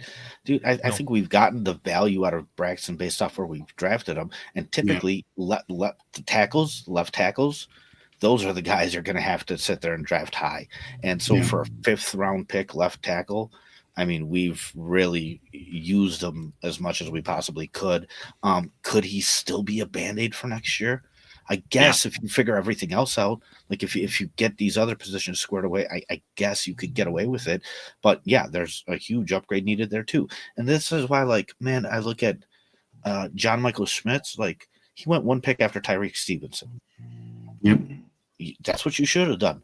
You could have had center figured out. Like, we're in the position we're in. And like I said earlier in the show, unfortunately, we're going to have to swallow that pill and do some things that aren't optimal philosophy wise, but we need to. Can we bring up Raging Oracle's comment? The latest one, it's like these dudes. Yes. Hit 'em where Well, it they hurts, did Nick. do that because the guards didn't know what they were doing. That was a huge difference in play. Raging Oracle, I'm going to ask you very calmly and kindly. Did you watch the game against the Texans? Did you watch it? Any stunt whatsoever. Any time someone looped on the interior offensive or defensive line, that was it. Those 2 guards, they just didn't know. They could not figure it out. No, I so got of all course text from Coleman's that gonna game get ready to go if you want to see it. bullied. Well, of course he's We going might to need get to bullied when nobody around him knows what he's No, doing. let's not do that, Paul. We don't want to gain credibility because tonight we're trying to lose credibility, right? So I don't know if it's worth it. Right. We don't actually watch football. We just talk football. That's right. I watch all Right, my no. football games Yeah, no, I through mean, the I've- Twitter timeline. Listen, Nate Davis was trash that game. I mean, but because of that, he also made Coleman Shelton look like trash. You're right. I mean, there were times where, dude, you just can't be out on an island out there alone. And between It's not the center's job to do that too. It's not. Right. For real. I know. I hate this shit so much, man. It's like with a right tackle. You need the tackles. Not saying you need it, but a chip helps from the tight end. A chip helps from the running back. And Nick, That's with what that you need being from a guard with the said, center. the interesting thing I found was that the Lions used a lot of just 5-man protection. No chip from the tight end. No chip from the running back. However, they did have like the best offensive line in the league they were last all year, right? perennial So they could All-Pros, but- afford to do that.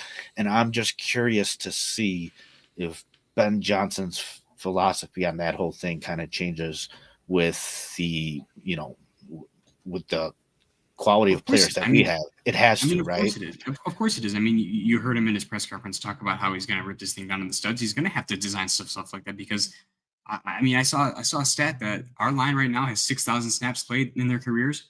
The Lions have over 60,000 career snaps. Can you repeat that? 6,000 career snaps for every single Bear lineman that is under contract. 60,000 career snaps for every So are lineman. you that's under suggesting The Lions that have built that thing when up we over talk about years, yes. an offensive line being a 5=1 scenario, cohesion is the most important factor. Are you saying that the Lions have 10 times the experience that the Chicago Bears have? They indeed do. And now you're suggesting we need to draft 5 offensive tackles in this draft and have them all play rookies? What the fuck, guys? I've never heard that. I'm definitely making a short Fucking out of draft that. 10. Draft That's 10. a fantastic statistic, Nick. Thank you. The welcome. Detroit Lions have 10 times the experience that the Chicago Bears offensive line has. And we're talking Guys, about drafting rookies left and right out of, South Dakota State, North Dakota State? Come on. I think there's been 2 punters drafted in the first round throughout the history of the NFL. Both have worked out. 100% 100% success right there. Just draft a punter in the first round. You're good. No, obviously you could have stats say whatever the hell you want them to say and things like that. But that's a big one, man. When it comes to continuity on the offensive line, that's huge. When it comes to, experience in the NFL, that's huge too. But what we have going on right now is not only that, it's also been a change of scheme, a change of philosophy for these guys. I mean, we had Tevin Jenkins at the beginning of the year said, we're doing our job, meaning what we're being asked to do, we're we're doing what we're being asked to do. Beyond that, I can't scheme this shit up for you. Like, that's the offensive coordinator's job. And so you could tell that they were even frustrated. And yeah, man, Nate Davis should have been cut. Like, you should have just done that. I don't know, before man. the season even started. Right, exactly. And it just killed the whole thing. So yeah, like I said, this thing's a shit show, That's and probably we the need to most- aggressively address the offensive line, both in free agency and draft. But I think early on in the draft, you go defense, and then you could sit there and pick up some of these interior offensive linemen as well. And yeah, I guess patch it up with Braxton Jones for another year, although that's not optimal. It's kind of what you're left to do, right? That was the question I asked on Thursday in the poll for the chat. Not if, but when. Do you want to replace Braxton Jones in 2025, aka this upcoming season, or replace him in 2026 via letting him walk and getting a new left tackle, or hopefully allowing your third pick, who has the greatest measurables ever, Karan Amagaji, have him hopefully play left tackle, right? Like, that's what we're talking about here. We're not talking about holding on to Braxton Jones forever, anything like that, unless Braxton Jones surprises you somehow. But to the point of our newest member, Infarius, the Bears only have 4 offensive linemen under contract, to my understanding, right? The 2 left tackles I just mentioned, Braxton and Karan. Then you've got Ryan Bates at right guard, who I would love to see him work out at center. I doubt it, and I'm no longer ever counting on him. And then you've got your Darnell Wright, solidified right tackle. Outside of that, you have nothing on the interior, and you need a backup right tackle at that. So they're in dire needs, and I wanted to put you guys through the spin zone in the sense that let's not talk about Ben Johnson requiring an offensive line to have his offense work. Let's talk about Ben Johnson wanting an offensive line and allowing the general manager to see the light and finally address the position. I think that it's a good thing, and hopefully he advocates for bringing in quality talent, aka Trey Smith. Let's go draft some guys. Let's bring in some other veterans as well, and let's fix this goddamn thing. I think Paul stepped away to take a piss. Nick, any final thoughts before we move over to this mock draft? No, let's get fucking cracking. Love it. Love to hear that. Now, what I'm struggling with is... No, I already talked myself out of it. Let's not do any sort of trades, anything like that. Let's just see how the draft falls, and if we want to trade back, we can. Right. The Bears do not have a 4th-round pick, right? They do, don't they? I thought it was a 3rd, because the 4th is what they gave away this year for Booker. You're right. Yeah. You're right. So let's just do 3 rounds, okay? We'll do a day's 1 and 2 draft. I'm not going to bore you guys talking about Jaden Blue and how fantastic of a player he'd be in the 6th round. Alvin Kamara replacement, whatever. Let's just do a good old 3-round mock draft. We'll do this fast speed. Let's see how it goes. Can I, let me see if I can do something with this as well, okay? Nope. Okay. That might be a little bit better of an experience, and I'm just going to have to be cognizant of keeping everything towards the top of the screen. Oh, I hear a dog. This gray bar, by the way, is supposed to be ads, and I blocked that, but, man, that's... Can you guys see this well enough in the chat? If you guys can see this, let me know. Otherwise, I think I might just make it full screen. I might do that. Let me give you guys the rundown of how this draft has started. Okay, so again, Bears are going to be picking 10. The 9 picks before them have been Cam Ward, Shedeur Sanders, Travis Hunter, Abdul Carter, Will Campbell, Will Johnson, Mason Graham, Tyler Warren, and Tatoria McMillan. So, let's take a look at those trade offers because I saw them come in. We've got 18 and 50 for pick 10, which that seems a bit reasonable. 23 and 54 and a 3rd. I don't want to go back that far back in Green Bay. I don't want to trade with them, right? Let's take a look, I guess, at some names that are available currently. Obviously, everyone sees Ashton Genty. There's Mikael Williams, Malachi Starks, James Pierce, good old Calvin Banks, Luther Burden. There's Tyler Booker for you guys who like him. Any names that you guys want to take a look at? Do you want me to see if there's any offensive or defensive linemen, or are you liking the idea of that trade, guys? I think you have to take into account Kelvin Banks. You have to think about him. You have to think about James Pierce Jr. You have to think about Genty. I mean, with the position Not we're at at, with 10. Not at 10. I don't think he falls past 12. Yeah, you know my philosophy. I want to trade back. Yeah. I do.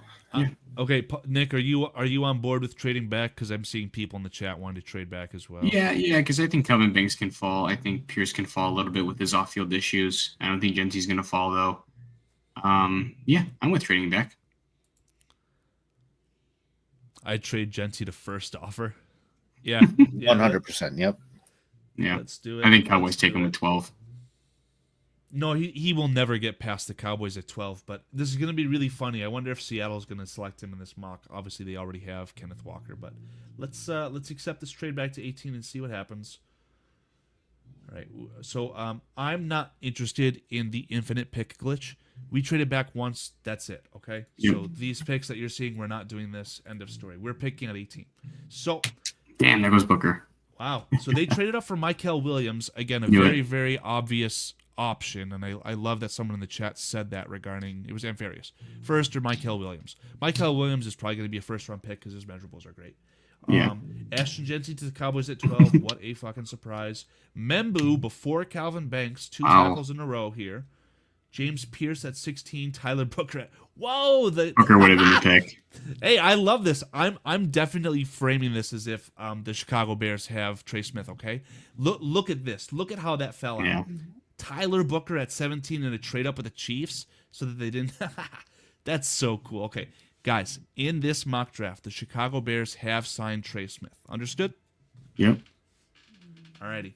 What are we thinking here at 18 then? So board is looking like this. Malachi Starks at safety. That's interesting. That's if you let go of Kevin Byard, because he'd have to start right away. We can frame it that way. Do you want to? But I don't think he's worth this pick right now when we have so many other needs. Yeah, I mean, I'm looking at defensive tackle. Yeah, Derek Harmon right there at 20, the 20th ranked player. Derek Harmon. This Even is not Tyreek something Williams I'm or very Walter interested Nolan, in. or even Kenneth Grant. Kenneth Grant and Walter Nolan are the two names that are obviously sticking out. As far as your edge, Nick Scorton looks good. So does Shamar Stewart. Shamar this Stewart Nick is Scourton, Mike Green, Mike Green. stuff. These guys are like late end of the first. Or Nick Scourton. No. It's Shamar Stewart, okay? Shamar Stewart is the athletic freak. I don't know. Mhm. There's nothing obvious as far as an edge here, in my opinion. I think He Green says is Booker. Booker's gone. Oh, you're saying no because he is gone. Yes. Austin Booker, or Tyler Booker, I'm sorry, drafted. I think Mike Green is a solid pick here. If you don't get Josh Sweat.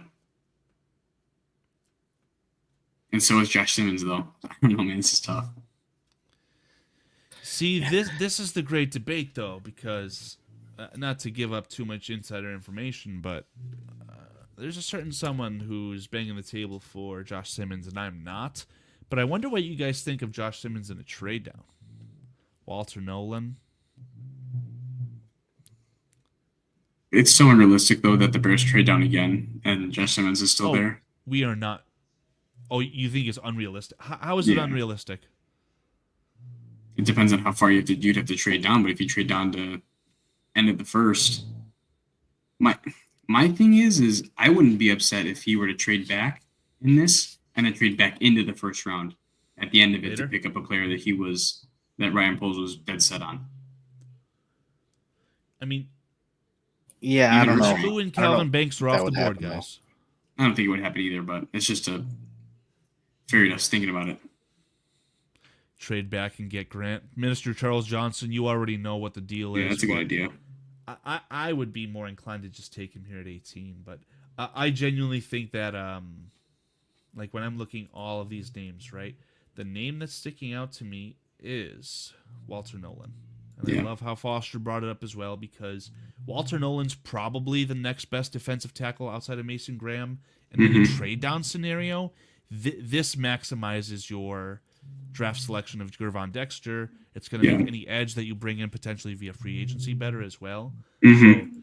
So I would be very interested to see how they frame it if Malachi Starks is available and you've cut Kevin Byard for cap and you've essentially signed Trey Smith, Drew Dahlman, and a left guard before the Yeah. draft, right?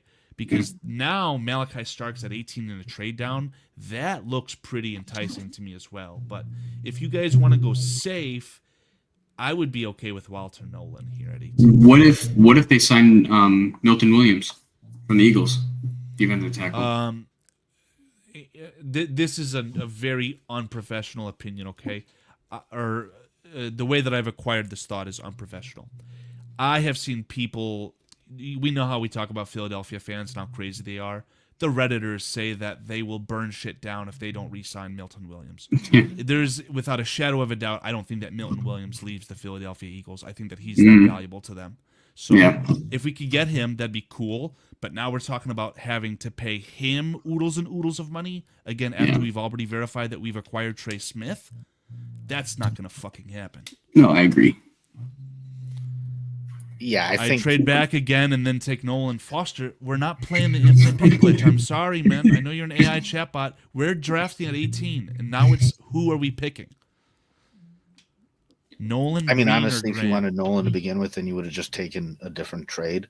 But yeah, at this spot, if that's the guy you like, defensive tackle's a need, just take Yeah, him. I agree. Yeah, I agree. let's go Walter Nolan. Let's cut the crap. I love it. There's an outside chance that he's a top 10 pick, and people will view him as a top 10 pick. But after a trade down, I would love. Damn, Karl, there goes your guy. Yeah. No, like that. This is the most realistic thing on the face of the earth, and you guys need to accept this. O'Marion Hampton probably doesn't get past the.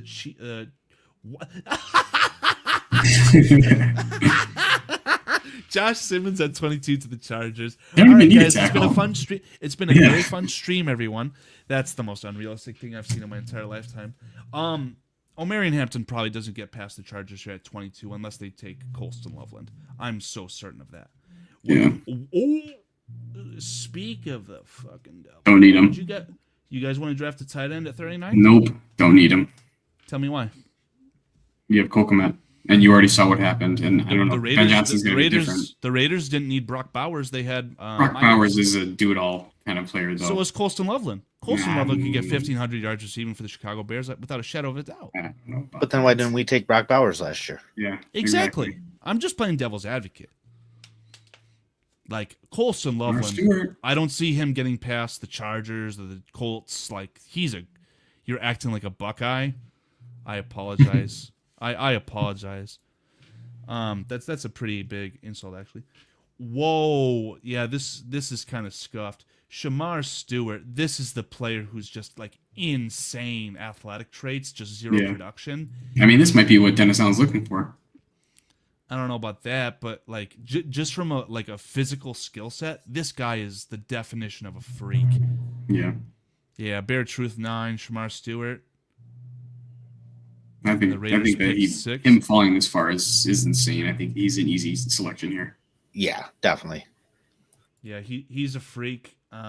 Again, we're seeing tackles go off the board offensive wise. If we look at the offensive guards, Wyatt Milam, who we've all fallen in love with, he's still here. Yeah, you can still grab him at 50. Gray Zabel's still going to be here too, but again, I don't want to touch that situation. He's a tackle technically. Now, do you guys have any reservations with going defensive edge at 39? The Chicago Bears have drafted a tackle in the top, not 10, but not at all. If Shamar Stewart's there. And guys, this is what I was kind of saying. Offensive line, address it more through free agency. When it comes to the draft, D-line, man, defensive tackle and edge, first 2 picks. I feel like you can never get too rich. You can never get too rich on the defensive line. And the thing with Shamar Stewart too, like you cannot rely on him being your starting edge. No, but if you've already addressed the defensive line, man, I don't know. I like the pick a lot. Just some other names we're gonna see him. Hopefully Jonah's here at 41 because I think Jonah would be the pick at 41 to play guard. Yeah, agreed. So let's go Shamar Stewart and see what the Ravens end up doing. Who, by the way, the Ravens have acquired this pick via trade as well. So this is a very fun little mock draft. Shamar Stewart here at 39. Very unrealistic. My prediction for Shamar Stewart, probably, I would not be surprised if Shamar Stewart went top 10 because his film jumps out. He's just an athletic freak. But I cannot see him getting past the Philadelphia Eagles. I was literally just about to say that. I don't think he falls past the Eagles. What's going on here? Mike Green to the Lions in the third time I've ever done a mock draft. Like that's That'd be insane. He will not get past them. That's set in stone. No, that'd be insane. If they don't What land the Garrett, Eagles that'd be do? insane. Did they just like do an ultimate trade back? Looks like it. I don't even see the Eagles. Anyway, I'll stop beating around the bush. Shamar Stewart here at 39. I mean, I'll take a look at it real quick, but I'm not very interested in this. Ooh. I would take that to fall back a pick. Yeah, I mean, maybe we'll do that, but let's just keep an eye on this because I don't know who the Jets would want to move up for. Probably Colson Love. Are you okay, so Jonah's gone. Okay. Oh, yeah, Ronnie Stanley's on free agency, isn't he? Yeah, I could see him coming back, but that's probably like, again, all this is making too much sense. Why Milam? Yeah, Greg it feels Zabel. like Milam. Yep, this is where you could take Greg Zabel. Or Gray Zabel. I would rather have Wyatt Milam, but that's who we've always mocked, and it seems like it's a foregone conclusion. So let's see what the chat has to say. Chat, would you be comfortable with drafting Gray Zabel at pick 41 after the Chicago Bears have drafted a defensive tackle and a trade down and drafted a promising high upside edge rusher? The shtick here, if you guys haven't seen yet, in this mock draft, unironically, we didn't force this. This was the natty, right? Natural. Tyler Booker acquired in a trade up by the Chiefs. That would signal to me that they needed to replace Trey Smith, who in my opinion is a member of the Chicago Bears. So when we're looking at this draft selection right now, again, pick 41, between any name that you see here, I still see Colson Loveland. This is insane to me, by the way. Do we want to risk it with that trade down, that one trade down pick with the Jets, just to see if it is Colson Loveland? Yeah, I'm for it. Yeah, Samo. I mean, that's why I'm not a fan of taking Shamar Stewart with our 10th overall pick, us being the Chicago Bears, right? That'd be asinine. But his film jumps out, man. The production doesn't mean everything. I don't know. It's a guy to watch out for, but it's very, very sketchy. I'm sorry, Nick. You said we do want to do that trade down? Yeah, why not? I mean, it's unrealistic, but just to see what happens. I don't even know if pick 109 is going to be something that we get to select. No, I think it's fourth. Maybe it's the fourth round. Let's just take the trade down to see. Again, I'm hoping to see Colson Loveland goes, but this is probably going to be either Wyatt Milam or the other offensive lineman. It was Jalen Milroe. Okay. What the? Okay. Now talk about bad general managers, right? You're telling me that the Jets couldn't wait one pick to draft Jalen Milroe? They are the Jets. Yeah, I don't know. I don't know why you're surprised. This mock draft is a lot of fun. This is a very Jets move to go and leapfrog the Bears. This reminds me of what the Falcons did. Because they denied a trade down with the Bears. Okay, so we've come to the conclusion it's Gray Zabel. I agree, yeah. Dennis Moody says, or Jackson. Who's Jackson, by the way? Landon Jackson. We do not need to take another edge after we've taken Shamar Stewart. I apologize. I'm not. Kyron Lacey still on the board? Who? Kyron Lacey. Oh, yeah. Paul, this is the murderer. Kyron Lacey is the wide receiver version of, I can't think of his name, Jalen Carter. Henry Ruggs. Oh, well, he's a wide receiver. Paul, thoughts? Wide receiver at 42, who's convicted felon? Paul's just muted into oblivion. Let's take a look at these running backs. Oh, yeah. Caleb Johnson. Johnson. Whoa, Travion Henderson. I would love Travion Henderson. I would take Caleb Johnson. I think Caleb Johnson fits Ben Johnson's offense perfectly. But hold on. Talk to me about Caleb Johnson. What do you like about him? Ball carrier vision, his speed, his straight line speed is great. His point of contact is great.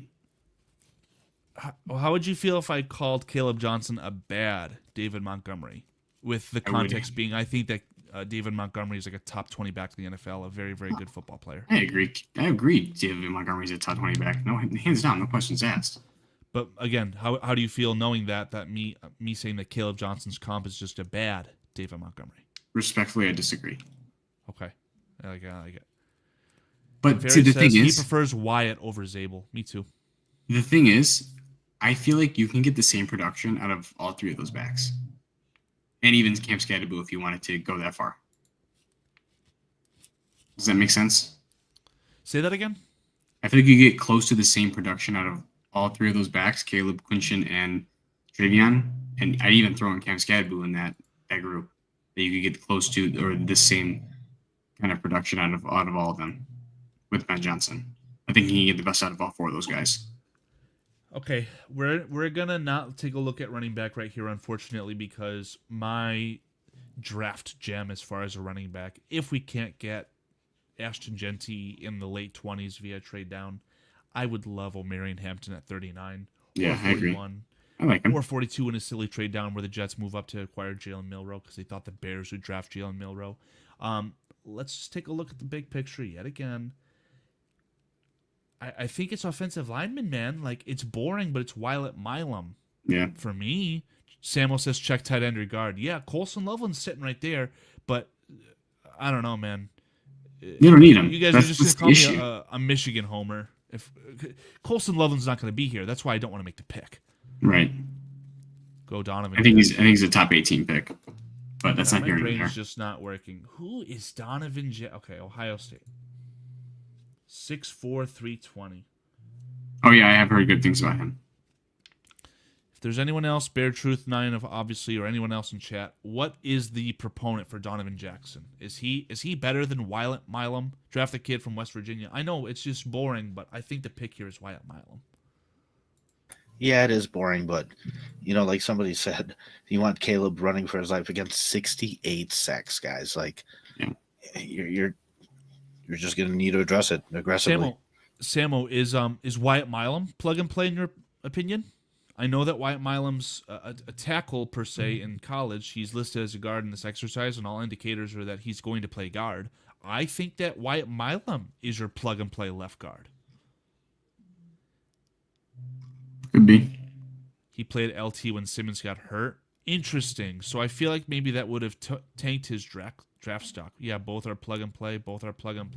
I'm taking Wyatt Milam, guys. It's boring, but that's what my gut's telling me, and I want to stick to it. I'm confident in Wyatt Milam here. Yeah, I'm good with that. Yeah, Minister Charles Johnson, we both feel the same way, buddy, okay? Colson Loveland is not here, okay? This mock is bullshit. Colson Loveland at pick 42, you have got to be out of your mind. Anyway, Wyatt Milam, welcome to the Chicago Bears. Let's see what happens. Okay, let me see if I can get us back to reality. Again, for everyone who's just tuning in potentially, in this mock draft, the Bears traded down from 10 to 18 to acquire Walter Nolan. And he was selected one pick after the Kansas City Chiefs have drafted Tyler Booker. They traded up to 17. Why did the Chiefs draft a guard? Because Trey Smith was signed by the Chicago Bears to be their right guard, and the Chiefs needed a replacement. So, as far as the picks after our last pick. Oh my God, Colson Loveland's still there. I didn't even see it until just now, and I kind of want to end the stream abruptly because that's how it's making me feel. I'm not going to lie. That's crazy. After Wyatt Milam, the Texans, the Patriots got Isaiah Bond, JTT. Wow, how did we get this pick? This is from the Seahawks trade. Boys. Ray's able. Boys. I'm just kidding. Caleb Johnson or Judkins or Henderson, either one of the three. I'd even take Cam Scadaboo. I think Henderson would be great. Jeremy Munoz, please, somebody get Jeremy a gifted sub to the Bears Country Productions channel because he's got the biggest brain. No, I'm just kidding. Samuel deserves it as well, man. Tight end or RB next. That's facts. Factuals, no printers. My stance is that I'm willing to make my first ever sports bet on Travion Henderson not sliding past the Raiders at 39. Because the Raiders have Chip Kelly as their new offensive coordinator. I think that Travion Henderson could be viewed as a first-round talent. I don't know. Foster wants Judkins. Do we want to play the experiment and see if we can get Judkins at pick 72? Oh, God, I don't think it's going to happen. Do we want to roll the dice? Yeah, I guess get screwed. This is what Bears fans think. Bears fans think that this exact board will be available at 72. Caleb, Judkins, Henderson, Giddens, Scadaboo. The Bears fans think they'll all be there at 72. They could all be gone by 72, though. But so what? This would be the third trade back. It's not going to happen. Second. We've only traded back once, and I think the other trade back was just a fun little silly Jets exercise with Jalen Milroe. So my question to you guys is, do we want to draft a solidified running back at 50 after we've acquired pick 50 from a trade down from pick 10, okay? Do we want to take our running back now, or do we want to go economical and just take whatever's available at 72? If you look at all the players available, you've got a quality edge. You still got Gray Zabel. I mean, we could do that if you really wanted to. Why not? You can go either one. Get back into the second round. Yeah, See, you're telling the thing me is, truth of 9. That's fact. You could take Zabel here and still end up with Scatterbo at 72. All right, just out of like a philosophy standpoint, to see like what running back we could just settle for. Do we want to really just go another offensive lineman here and see what happens? I'm down. Foster covers the AI chatbot suggests that Judkins won't going to be there at 72. Would you like to bet that? I mean, it's just a mock draft at the end of the day, but yeah, I don't know. That's not how we do these things over here on this channel, Paul. This is life or death. This is a real draft. Your career is on the line right now, Paul. If these picks don't pan out, Paul, you're fired. Oh, dude, I've been fired. Okay. Yeah, no, dude. I mean, I say you take running back. Hold on a second. Samo, Dylan Sampson, is that from Tennessee? Yes. I don't think he's better. I don't think he's that good. Well, he's saying he's a better RB option if you wait and miss on Henderson. Where is Buddy? He's 168. I would take Scatterbo. I would take Ollie Gordon. Man, I love RJ Harvey. I want to. RJ Harvey's very good too. Guys, I'm gonna put the camera on for a second. If there's any way that you can allow me to interview RJ Harvey, I will pay cash. Cash. Anyway, he said that's not accurate at all.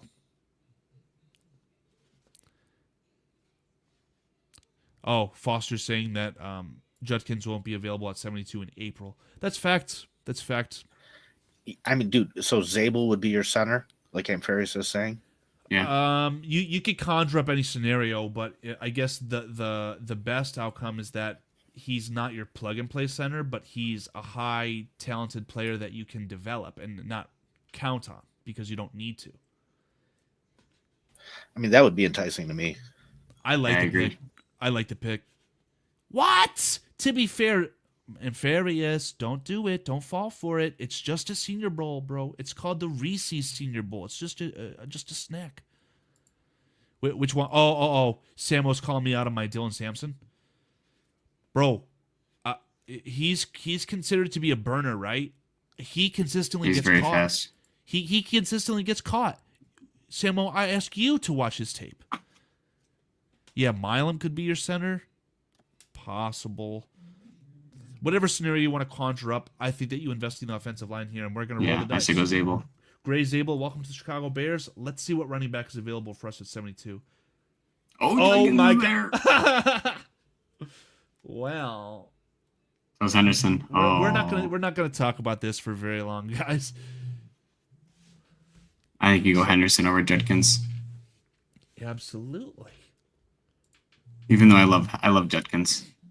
Wow, this is awesome. We have Infarius and Minister Charles Johnson in the chat, and both the Ohio State running backs have been disrespected to the absolute highest degree. I love that. That's awesome. Let's take a look at who is drafted in this exercise. Eagles finally have a pick. I don't know what they did. Hey, Jackson Dart to the Giants at 65. They'd love that. If Colston Loveland goes at 66, I will make my jugular do a dance. Like, that's crazy. See, God does exist. Caleb Johnson at 51 to the Broncos. This is the most lock I've ever seen in my entire life. Princely, that's a good pick for them. Holy smokes. Yeah, it is. Packers go wide receiver. Sure, bud. Jack Beck. That's going to piss me off if that happens. I can see this happening.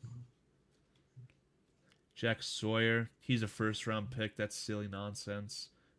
Kyle Kennard. Emory Jones.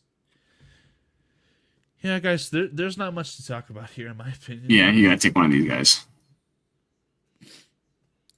I guess I'd love to hear Foster's opinion and Samo's opinion. Like, from what the Chicago Bears need, I think you just need the better player, and I think that's Trayvon Henderson. Quinshon Judkins fits. They both fit. And Ferry says he'd personally take Mbuka, who is the safety from Texas. Haven't watched a lick of tape on this guy, but Texas I was looked gonna really say good against Michigan this year. He's very might good. wind up Uba. needing a safety. So No, but I think you need a running back very, very bad too. you do, but I mean, it's a you can still requirement. take those guys a little bit later What? if you need to. But I mean, if Okay, you just I want could. another body in there and you're going to run it back with Swift and whatnot. Okay, but, so yeah, if you just want another body, why not go and get Nick Chubb in free agency? I mean, you might, I don't know. Maybe the Bears sign Nick Chubb to be their running back after they trade for his teammate Myles Garrett. Also, That's the only justification I'd have for that. I mean, I do not want Nick Chubb on my football team whatsoever. I mean, it just Recap of our depends. picks so far. Depends what your So- philosophy is and how you feel about the situation. Because I know we've said it too, where like Saquon Barkley behind this offensive line would not have done very well either. So I think he would have He done. would have done a lot damn better Yeah. than DeAndre Swift, Paul. Yeah, that's true. yeah, but I mean, still, the line will help improve the running game. So Yeah. you have Swift under contract. Once again, if you want to staple that position or band-aid that position for another year and you feel like you can get away with that, there's plenty of running backs out there you could add just as a third running back. Who's the second running Where back? Say it. Roshan. You mean fullback? Yeah, bro. Roshan, I'm not accounting for him being, a pivotal running back. If anything, he's RB4 behind Ian Wheeler. Like, I'm not saying don't it'd be a care- I great don't care room. about him anymore. Like, I give me think that Ian it Wheeler. is a requirement for the Chicago Bears to upgrade at the running back position, and I think it has to be via the draft because of how special this draft class is. Foster, to answer your question, Princely was selected by the Buccaneers, so he's not available. Swift can't break tackles, unfortunately. Chat GBT, gift Crimson a gifted sub. I mean, it's just facts. Chubb and Swift were a tandem in Georgia. Wow, that is a fun nugget right there, Samo. Mm-hmm. Yeah, they were That's a former very teammates. fun nugget. I don't know if that was your thought behind that, Nick, but that is fun. Yeah, it was to a little think bit, about. behind there. Yeah. I'd like to see who's EB, Eric Bieniemy, can do with Rojo and Ian Wheeler. I'd be more interested in Ian Wheeler. Like, imagine Hard Knocks 2.0 with healthy Ian Wheeler and Eric Bieniemy. That would be like peak content. Yeah. Ooh, Samo, I don't want to go there just yet. Tonight Ooh, we've I don't been know. trying He to gain was- as much. Yeah, we've been trying to gain as much credibility tonight, so I don't want to say that, but that's fringe my thought process, Samo. Oh, Roshan was not even supposed to make it to us. That was the biggest thing in that draft. And wasn't Ian Wheeler undrafted? Yes, he was. So that's what I mean. Like, yeah, you would feel better with that guy and he went undrafted. You could find these guys later if you just want bodies or, a speedster or somebody like they're going to be out there. So it just depends on what type of workload you want to give them because even with Ian Wheeler, I don't think he's taking Swift's job by any means. Cliff asks, what is Roshan great at? Making tackles on special teams. Please ask Richard Hightower. He's a really I'm not trying to be funny. he's a decent blocker, man. He is. He's a good pass blocker. Hold on. He's a good Caleb blocker? Johnson is very good though. Are you suggesting that Roshan Johnson be a fullback? Like CJ Ham? No, 'Cause pass I am. blocker. Thank you. No. Wasn't isn't Trayvon Henderson talked about being a very elite pass blocker? Out of the backfield. For the sake of Minister Charles Johnson and Farias, in the Go Blue community, I am not showing you the clip of Trayvon Henderson having the chip of the lifetime where he put Mason Graham on his ass, but I can or cannot confirm that happened. So, Yeah. again, I've heard very good things Trayvon from him. Henderson, I'd be happy if the Bears picked Trayvon Henderson at pick 39. We're talking about pick 72? So, dude, you don't think Roschon Johnson can improve at all and have a better season than he's had? Oh, he can. I think if he's given the touches. I love to embarrass myself. I think that we have already seen the peak of Roschon Johnson. I truthfully believe that. Yeah, I think Yeah, that's where I Farius, disagree. bravo to you. Yeah, that's where I disagree with you as well. Okay, what do you guys think that Roschon can reach? What is his highest potential? I don't know, but I mean, you spent what, a 4th-round pick on him?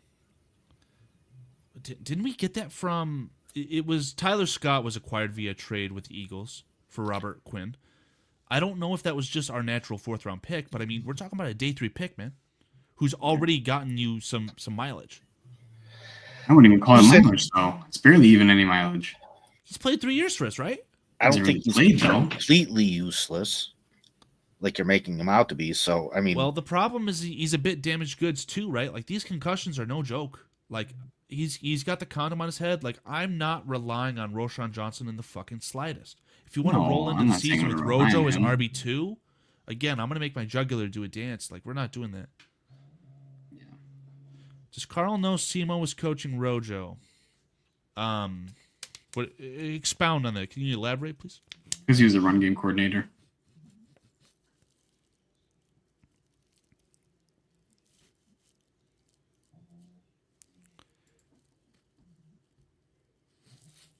Yeah, I mean, the boys kind of agree with me. I mean, like, it's not a disrespectful comment. Having a utility fullback on your roster is something that the 49ers and the Ravens are doing, and they're good at it. I think that Roschon Johnson's highest peak performance ability for us is Kyle Juszczyk. That's not disrespectful. I think it's logical. Yeah. Mr. Charles Johnson's on the laughing gas tonight. Just want me to curve your balls on him to you. All right. Again, I will look at any name that you guys want in the pool. I'll scroll down a little bit, but I think that the choice is clear. Yeah. It's Johnson. And it's Kyron Lacey. Kyron Lacey, dubbed by Paul, "What have you done for me lately?" It's production. Doesn't matter if he's a convicted felon. Go with the production. Oh, not at all. This is ridiculous. All right, let's get this over with. I'm taking Travion Henderson. Beautiful. Damn, Cam Skadoo went. Am I able to see the full draft results? Okay. So this would be really fun. I've already got it full screen so everyone can see, right? I think I have to zoom out a bit, though. What did our NFC North teammates do in this draft? Or league mates? So, again, one of the most unreliable drafts I've ever seen. Josh Simmons at 22. Like, that's the frame for him, right? Is the mid-20s for an injured left tackle. But, like, the Chargers? Come on, man. This was the dream, right? Like, if you told Mike Vrabel that you'll be able to draft Evan Carter at 4, he would... I don't even know what he would do. Will Johnson at 6, Mason Graham at... I don't think that Will Johnson gets drafted before Mason Graham. That could be, like... That could be all-time blunder. Yeah, that could be Tom Brady getting fired. Like, that's nuts. Will Campbell is a top 5 pick. I'm pretty certain of that as well. No, I have not thought about that a lick until now. Tyler Warren ahead of Tatoria McMillan at 8. That's insane. It's not stupid, though. No, I think that's crazy. It's not stupid. Iceberg Slim says, "We love felons." And I say, speak for yourself. I am not Howie Roseman. Michael Williams is the player that we traded away, essentially. RB is too deep to waste at 10. Yeah, Chris, welcome to the show. I've came to that conclusion about 6 weeks ago, so I'm glad we're on the same page, buddy. Second round. Harold Fannin in a trade up before. Ooh, yeah, I like Harold Fannin. But before the tight end, Colson Loveland, that's just disrespect to the highest degree. Yeah. Isaiah Bond for the Patriots at 43. That they would be extremely happy with that. Mm-hmm. Dude, that was the clearest snore I've heard from your dog up to this point. No way, you said Michael Irvin was a 3-time felon. Is that Iceberg Slim? Was Michael Irvin's behavior better or worse than what Steve Smith Sr. just played today? Better or worse? Be honest. Then round 3. Wow, this is really deep. It's probably because all those extra compensatory picks. Wow. The Raiders went Will Howard the pick after. Yeah, Chip Kelly. Eagles select Quinshon Judkins at 74. Again, just Oh, laughable. wow. Josiah Stewart, the icon. Look out for that player. He's going to be great as well. Tez Johnson. I like this Restrepo kid, too. I think he's a second-round pick. Yeah, I like him, too. Cameron Scadaboo to replace Najee Harris. That's the most seamless transition I ever saw. Cam Scadaboo replacing Najee Harris. That's great for them.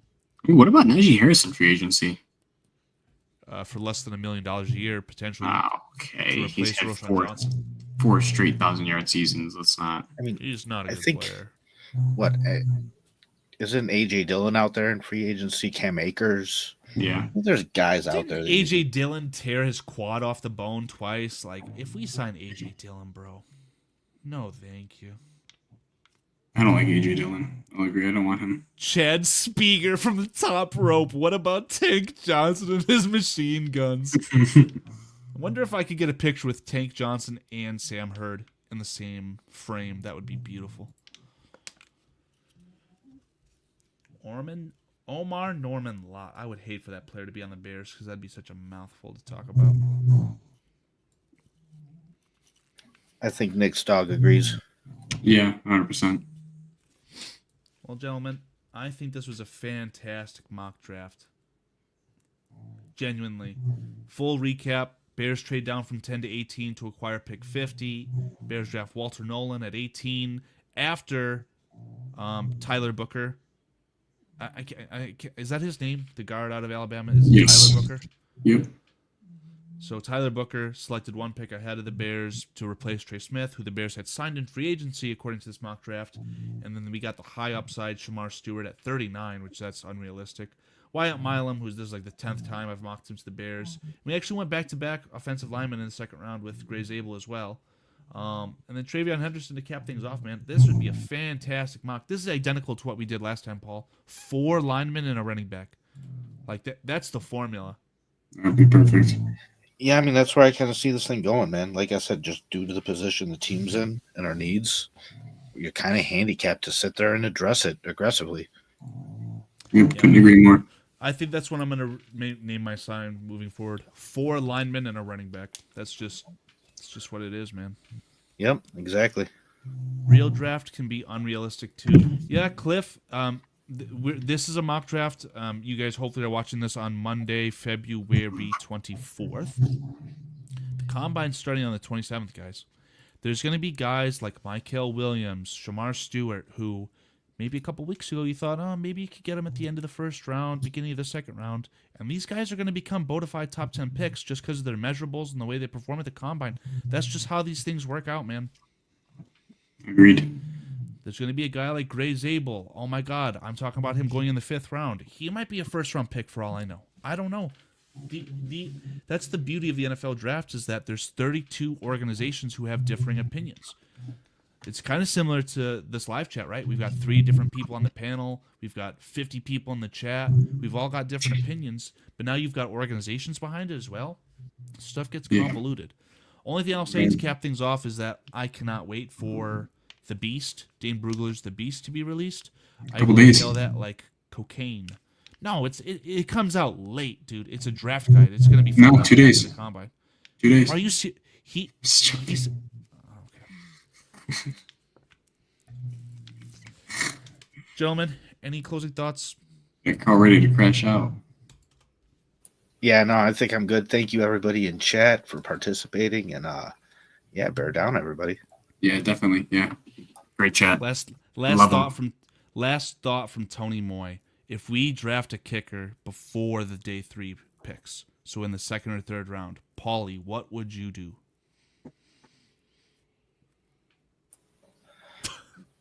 No. Just no. He just wouldn't. He just wouldn't. Nope. Nope.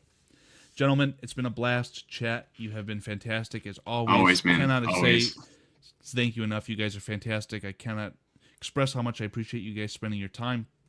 From Nick, Paul, we'll be back hopefully next Saturday. I don't know if Paul will be joining us. Nick, you better be on. We have to pressure Nick. I will into do coming on the everything I Saturday show can. each and every time.